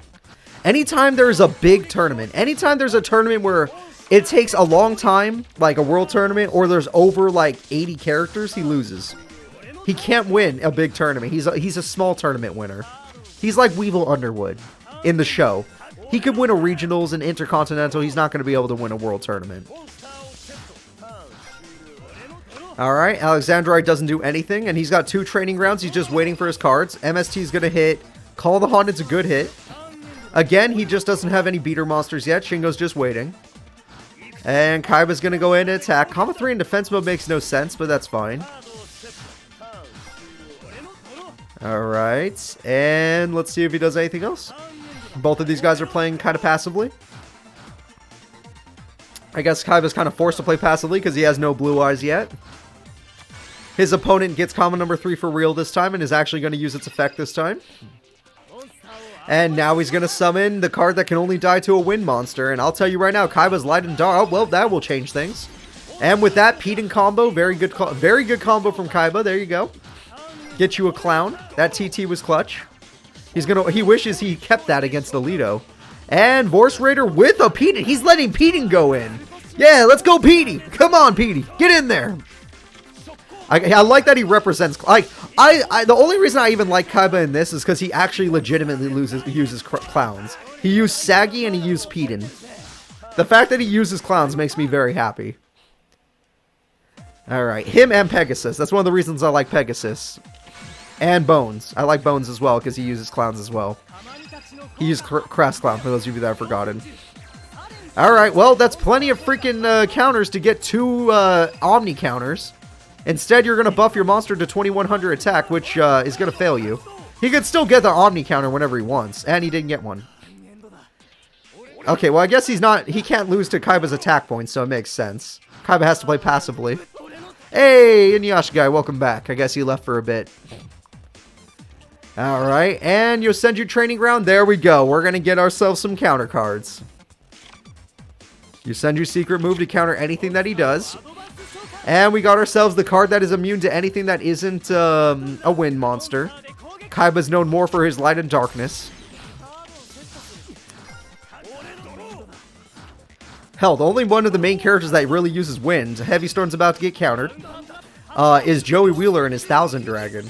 That's about it. And I guess my Valentine, all of her harpies, but still. Did he just put Blue Eyes in defense mode? That is a really sad sight. You never want to see it, but I think he just put Blue Eyes in defense mode. And his opponent's probably going to get an Omni counter right about now. Ooh, the trap is locked. If he was holding back a Mirror Force, he's going to pay for it. And that monster's at 33, so even if it was a Blue Eyes. And Shadow Spell says go to hell. Alright, so the best monster in the game is now locked down. That's good. And even though you have Blue Eyes, it can't do anything because the best monster in the game is right there. Even a Blue Eyes Ultimate couldn't touch it. He's going to have to find a way around it. And with the Omni Negate, there's no way around it. He didn't go for the Omni Negate. He wants to bounce back Blue Eyes. That's actually a better idea than Omni Negate, because you'll get the Omni Negate eventually.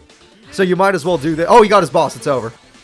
And that's it, everybody. Seto Kaiba is guaranteed to lose this duel, because the boss monster said go to hell. 3,000 damage, go on in there. Yep. Yep. That's a GG. Comma number 1 is still... oh, no, it got tributed. Whatever. It's still over. Alright. Zybok destroys the face down, and then whatever else he has attacks directly for game. Comma number 2 is here. Do you want to get another monster? Yeah, come on, bring them all out.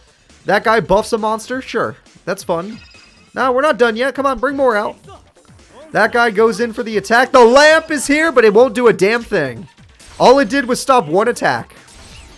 I guess that's something. The lamp did something. We have to admit, it did something, but that's it. Oh yeah, the lamp is a wind monster. You're right. That could defeat the other wind monster if it was strong enough.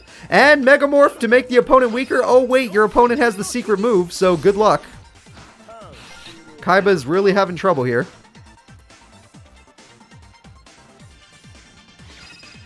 Trading Grounds will get him another secret move unless he wants to try a comma 1 again and yeah, and just bounce the card back and stuff.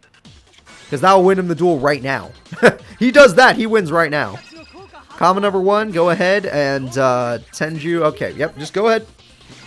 Go ahead. There you go. Direct attacks. Your monsters are super strong. The attack goes in. Seto Kaiba has lost. There's no comeback chance. And Silver's Cry, I think only Alexandrite's in the grave. That's not... okay, in defense mode, it is enough. Okay, hold up. Kaiba's not giving up. He should have given up, but he's not giving up. He has 500 life points left.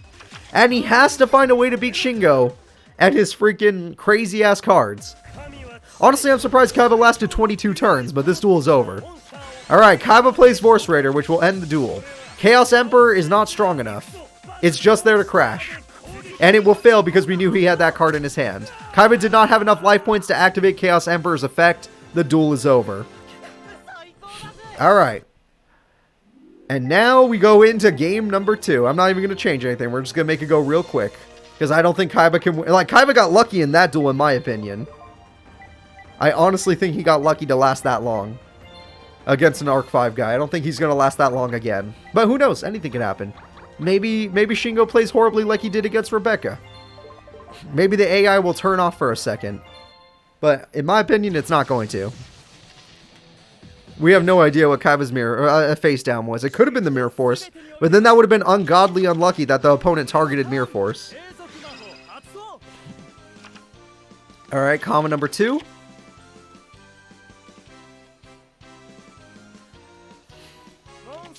And just a set pass. Pretty good start from Shingo getting that fire formation. Alexandrite Dragon is just a nice card. Big Bang Shot is a very helpful card in this situation. Yep, and you lost your monster. It's removed from play. Alright, well that normally would have been a really good play. Normally amazing. Opponent was perfectly ready for it though. Let's see. Oh, you lost a trap card, whatever it may have been. These cards are really good. Comma number 1 comes in. Yep, go ahead. Comma number 1, let's summon another monster. Let's get out the monster that summons another monster. And let's summon the monster that literally can't lose. And let's summon comma number 2. And let's take out Kaiba. Kaiba, I bet you he locked down the Mirror Force. I bet you he did. We can't check. We don't know. Unless it gets destroyed. But we don't. We know in here. That's a Mirror Force right there. Alright. Kaiba's final draw. Lejin. Not a good one. Megamorph. Not a bad one. Alright. Megamorph's a little bit better. And he gets rid of common number 2 because it attacks directly. He did need to stop that card. And here comes the Monster Reborn, which means now he can bring out the monster that only loses to wind. Common number 1 just bounces to embarrass him. And now here comes the monster that only loses to wind. And here goes the attack. And it wasn't Mirror Force. The Mirror Force is over there. Hold up. Kaiba can fight back just a little bit. Just a little bit before Shingo slaps him in the face and is like, what? Get out of here, kid. And there we go. Shingo, go ahead and slap him in the face. Alright, that card buffs itself to 22. And 22 beats Legend. And Kaiba's down to mere 1,300 life points. But he's wide open, Kaiba. Draw one of your best beater monsters. Nope, okay. Kaiba wants to protect his life points more than go in. And Dark Hole will get rid of his monster. And it was the lamp, but the lamp was useless in this. Well, I guess it would have saved him, but it's over. The duel is over. Shingo will take 3rd place in the World Tournament. Seto Kaiba will take 4th. Really impressive from Seto. Actually, Shingo, this is still really good showing from you. But it's time. No more messing around, everybody. We are now going into the grand finals of World Tournament. Will Page 3 win, or will Zexal win? Whoever wins this will forever be known as the 2nd strongest AI in Yu-Gi-Oh! AI tournaments. Number 1 is Alexa. She won the Shadow Realm. You can't take that away from her. Number 2 is either InJara or Alito. A Page 3 character would be surprising. But if it had to be anyone, it would be InJara. Alright, guys. This will be the final bet of the day. For those of you that like to bet, this is your last chance. Bet like crazy. This is it. After this bet, there are no more. All that we'll watch is some final fights. So go ahead. Put in your money. That's it. You have 1 minute. You're almost out of time already. It's already time. So let's go ahead and see. I need InJara. And I need Alito. Alright. I'm almost ready. Hey, who knows? Maybe she'll need towers to take out Alito. Who knows? We see her put it in her hand a lot. She just never uses it. This is it. The final 3 fights, if we even get to 3. Here we go. I'm setting up for this one. I see a lot of people going for InJara. That's pretty rough. I don't know if anyone's going to go for Alito. I'll even check the bets ahead of time. InJara has 66% of the votes. Alito has 34. 15k vote on Alito is Amon. That's a dreamer right there. InJara, 20k vote goes to Ghost Wolf. Here we go, everybody. Glassjaw is on the field. Glassjaw is going for 2k. Glassjaw does the 2k. Good start from Alito. InJara, let's see your play. InJara is going to use the opponent's monster. Summoner's Art gives her whatever she wants. She can now summon anything. She's got that. She's got it. And she tributes the opponent's monster to summon Helix. God said no. It's in the grave. You cannot pendulum summon it. God said no is pretty huge against InJara. He drew his best card. He drew the rank up magic. He has the ultimate monster in his deck on the field. That is his best card right there. And he can still summon. And he's got Sparer, which is just a decent monster. And he's got Shadow Boxer. And he's got monsters for days. And that's a lot of damage on the field. And InJara will survive no problem.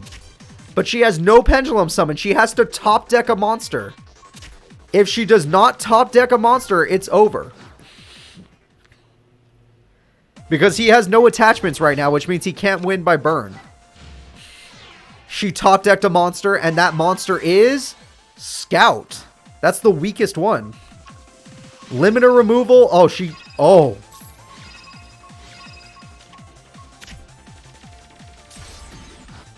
Game 1 goes to Alito. Game 1 goes to Alito. Page 3 InJara, the one I predicted to win the whole thing like a week ago, if you watched the tournament, is one loss away from losing the whole tournament. We don't really remember second place that often. We're like, oh yeah, I guess they did get second. All we care about is the champions. Will Alito be able to keep this going? I don't think so. I think he got super lucky there. If I'm being 100% honest, I think he got super lucky.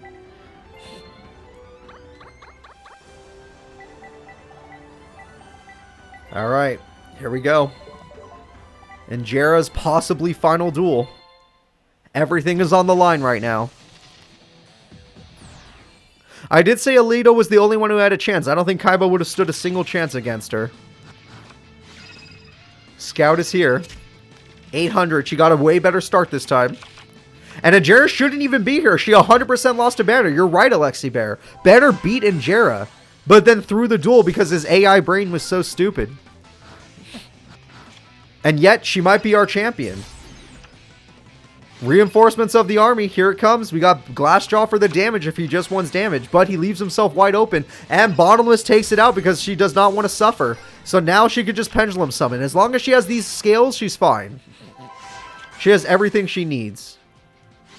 And he did not use God Says No. So that means he doesn't have any options to stop her. And we have ourselves Monolith on the field, and it has Sacrifice, which means it can be tributed for even more now. That's 3k damage. Alito's about to die. Unless he has a combo to get freaking a God card on the field, he's already lost. He's already lost. We know a Pendulum's coming. Night Beam to guarantee the trap is gone. What was it? It was XYZ Reflect. There's no XYZs on the field. And the monster is back. The damage is looking good. Scout is going to scout out another card. Let's see what he wants. Another shell. That would be a good tribute summon to do piercing. And we're going to do piercing, and we're going to attack twice, and we're going to end the duel. It's a guaranteed loss. Alito can't win this. 1700 damage. 3100 damage. 2100 damage. Turn 5 victory. This is going to be the fastest grand finals. They both are beating each other extremely quickly. This is it. We are in Game 3 of Grand Finals of the Season 4 World Tournament. The second strongest AI will be decided right now. Will it be Alito and his battling boxers coming back since his 180 character win? Or will it be InJara for the first time taking Page 3 to the winner's circle of a gigantic tournament? Page 3 has never won a big tournament. Will it happen today? Let's find out. Last duel, everybody. Let's go. I'm ready. Sort of. I'm a little bit scared. I have Alito fans coming out in chat. We have Scout, the perfect start for InJara. InJara's perfect start gets her disc, which is just beautiful. Summoner's Art gives her whatever she wants. She has everything in the world. Monolith means she can do whatever she wants. Pendulum Summon, she's got one target, which is disc. And she's got a back row card just in case. Alito, what are you going to do about it? Alito is screwed. He is scared. Anytime an opponent sets, that means they're screwed. And she's going to scout out another monster. This time it's going to be disc. And let me guess, you're going to tribute. Or, yeah, ritual or that. And there we go. Wow, they can't beat it. They can't beat Veil. Alright, which means he can actually go ahead and get an Exceed summon. You like pendulums? He likes Exceeds. It's Zexal versus Arc 5, basically, even though she's page 3. It's Zexal versus Arc 5. And it's over! The monster's gone and doesn't get its effect because it was removed from play. That's it. Alito is wide open for an attack. Scout is going to search out another monster. That monster will... Oh, never mind. Sacrifice. That's good too, actually. And we're going to double summon. It's going to be another disc, which will summon more monsters. Oh, it's over. It's super over. Shell is on the field. Shell is on the field. Come on, keep them coming. Pendulum summon. Yeah, let's keep going. 4 monsters and a sacrifice. Just end the duel. Turn 5 victory. InJara and Team Page 3 are not yet the champion. Veil was still in the hand, and he can't die to the current monsters on the field. Wait a minute. It's not over yet. It should still be over, but it's not over yet. He drew the rank up magic! Wait a minute, the duel's not over yet! He drew the best card in his goddamn deck! He's coming back after that crazy play from her! And he got hit by a bottomless! He lost his best card! Warrior returning doesn't do a damn thing! You're gonna lose this duel, sir! This does not matter. She will pendulum summon up into the heavens. Even if you do all of this, she's gonna pendulum summon to the heavens and stop you. Caesar gets himself a monster. He's got XYZ energy to pop it. And goodbye, monster. Sacrifice gets her a scout. Who the hell cares? We already know she's stacked right now. She has the best cards in the game in her pendulum zone, in her hand. She is in complete control. Night Beam, get rid of a card. It doesn't matter what it is. MST, get rid of the other one. She's in complete control. Nothing can stop her. XYZ Reboard is gone. XYZ Block is gone, which would have helped. Scout is going to scout as if it matters. What else could you possibly want? Another sacrifice? Why the hell not? Let's take it. Let's see a 5 pendulum summon. Come on, InJara, for your fans at home, show us a quintuple pendulum summon. Only 2. Only 2. Is that enough? She's going to tribute summon. It's going to be Scout of all things. Sacrifice is going on a monolith to make it stronger than Caesar. Caesar dying to 1 monster is not bad, actually, because now he gets 2 more. And they are tanky enough. Okay, so now he gets to do the loop thing where he just does it again. He top decked a new card, though, so we don't know what the new card in hand is. He's got lead yoke because he knows he's weaker. Which means he no longer has the loop. He's not going for that anymore. And Jara's getting a little low on life points. And he got a brand new trap card. Let's see if she has another MST. Or Night Beam. She already had a bottomless at both the perfect times. Sacrifice is here. God, this is a crazy grand finals. What the hell? This is like season 3 all over again. Alright, we got a monster and we're going to go ahead. Is it Towers? It's Towers! The first time we ever see Towers in our goddamn lives, and it's in the final duel of the grand finals of the World Tournament! We got it, everybody! We freaking got it! And Jara's coming back with the ultimate monster! That's what I'm talking about! That is what I'm talking about! Oh god, I gotta turn it down. Holy shit! He can't win! He can't win the duel. He was fighting so hard, but nothing is going to stop Towers. The Night Beam does not matter. Nothing is going to stop it. He can't win anymore. Alito is dead. Pendulum summon whatever the hell you want. It won't matter. The duel's already over. Towers, for the first time in AI tournament history, has been summoned. And it has ended the duel. Alito, he was 1 turn away from getting a victory, but she managed to get out her triple tribute, the Towers. That is it, everybody. The World Tournament is over. Page 3, InJara has won. She is the 2nd strongest AI in the tournament. In all tournaments. In all AI tournaments. That is it. That was literally the most, that was the most back and forth duel they ever had, and Alito looked like he was turning her around with his invincible monster, but then she summoned the ultimate monster, the strongest card in her deck, and won the tournament. That is it. InJara is your Season 4 World Tournament champion. She is now known as the 2nd strongest AI, and for the first time in AI tournament history, Page 3 has won a tournament. Page 3 has won a big tournament. That is it. Holy shit. I don't think it'll ever be that good again. I don't think we'll ever see a tournament with that epic of an ending again, with a brand new monster that we never see before. That was insane. Now have her duel the invincible guy.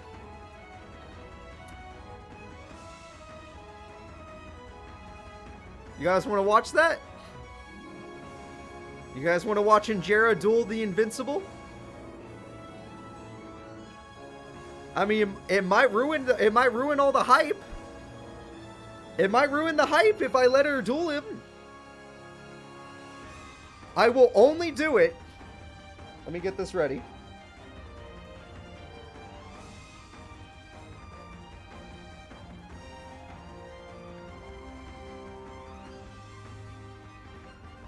I will only do it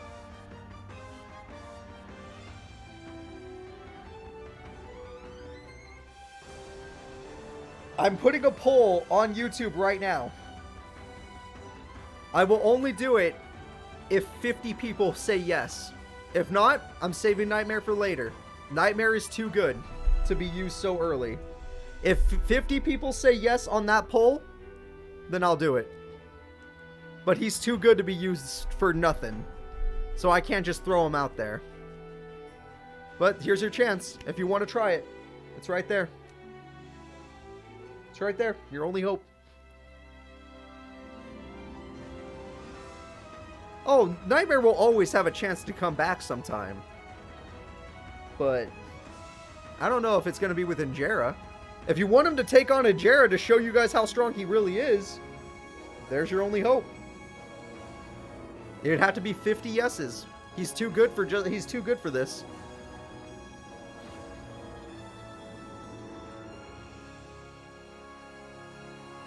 $31.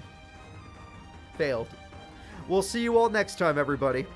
Nice try. Nightmare's too good for you all. And InJara is someone you get to live with. She's amazing. 31 out of 78. Too many idlers. That's right. It was still a great tournament, though. I want it to be known. It was still a great tournament. And for those of you that are curious about next week's tournament, on Thursday, not Saturday, but on Thursday. On Thursday, I will be hosting the first ever big tournament on YouTube. YouTube, I never do big tournaments. I always save them for Twitch. On Thursday, we're going to host a huge tournament on YouTube. And I will not announce what it's called yet, but I will let you know that it will probably take like 8 hours. So if you are free on Thursday on YouTube, at some point, it'll probably be an 8-hour tournament. And I'll see you all then. Please remember to like and subscribe on YouTube. And also, see you all. Remember to follow on Twitch. Bye-bye, everybody.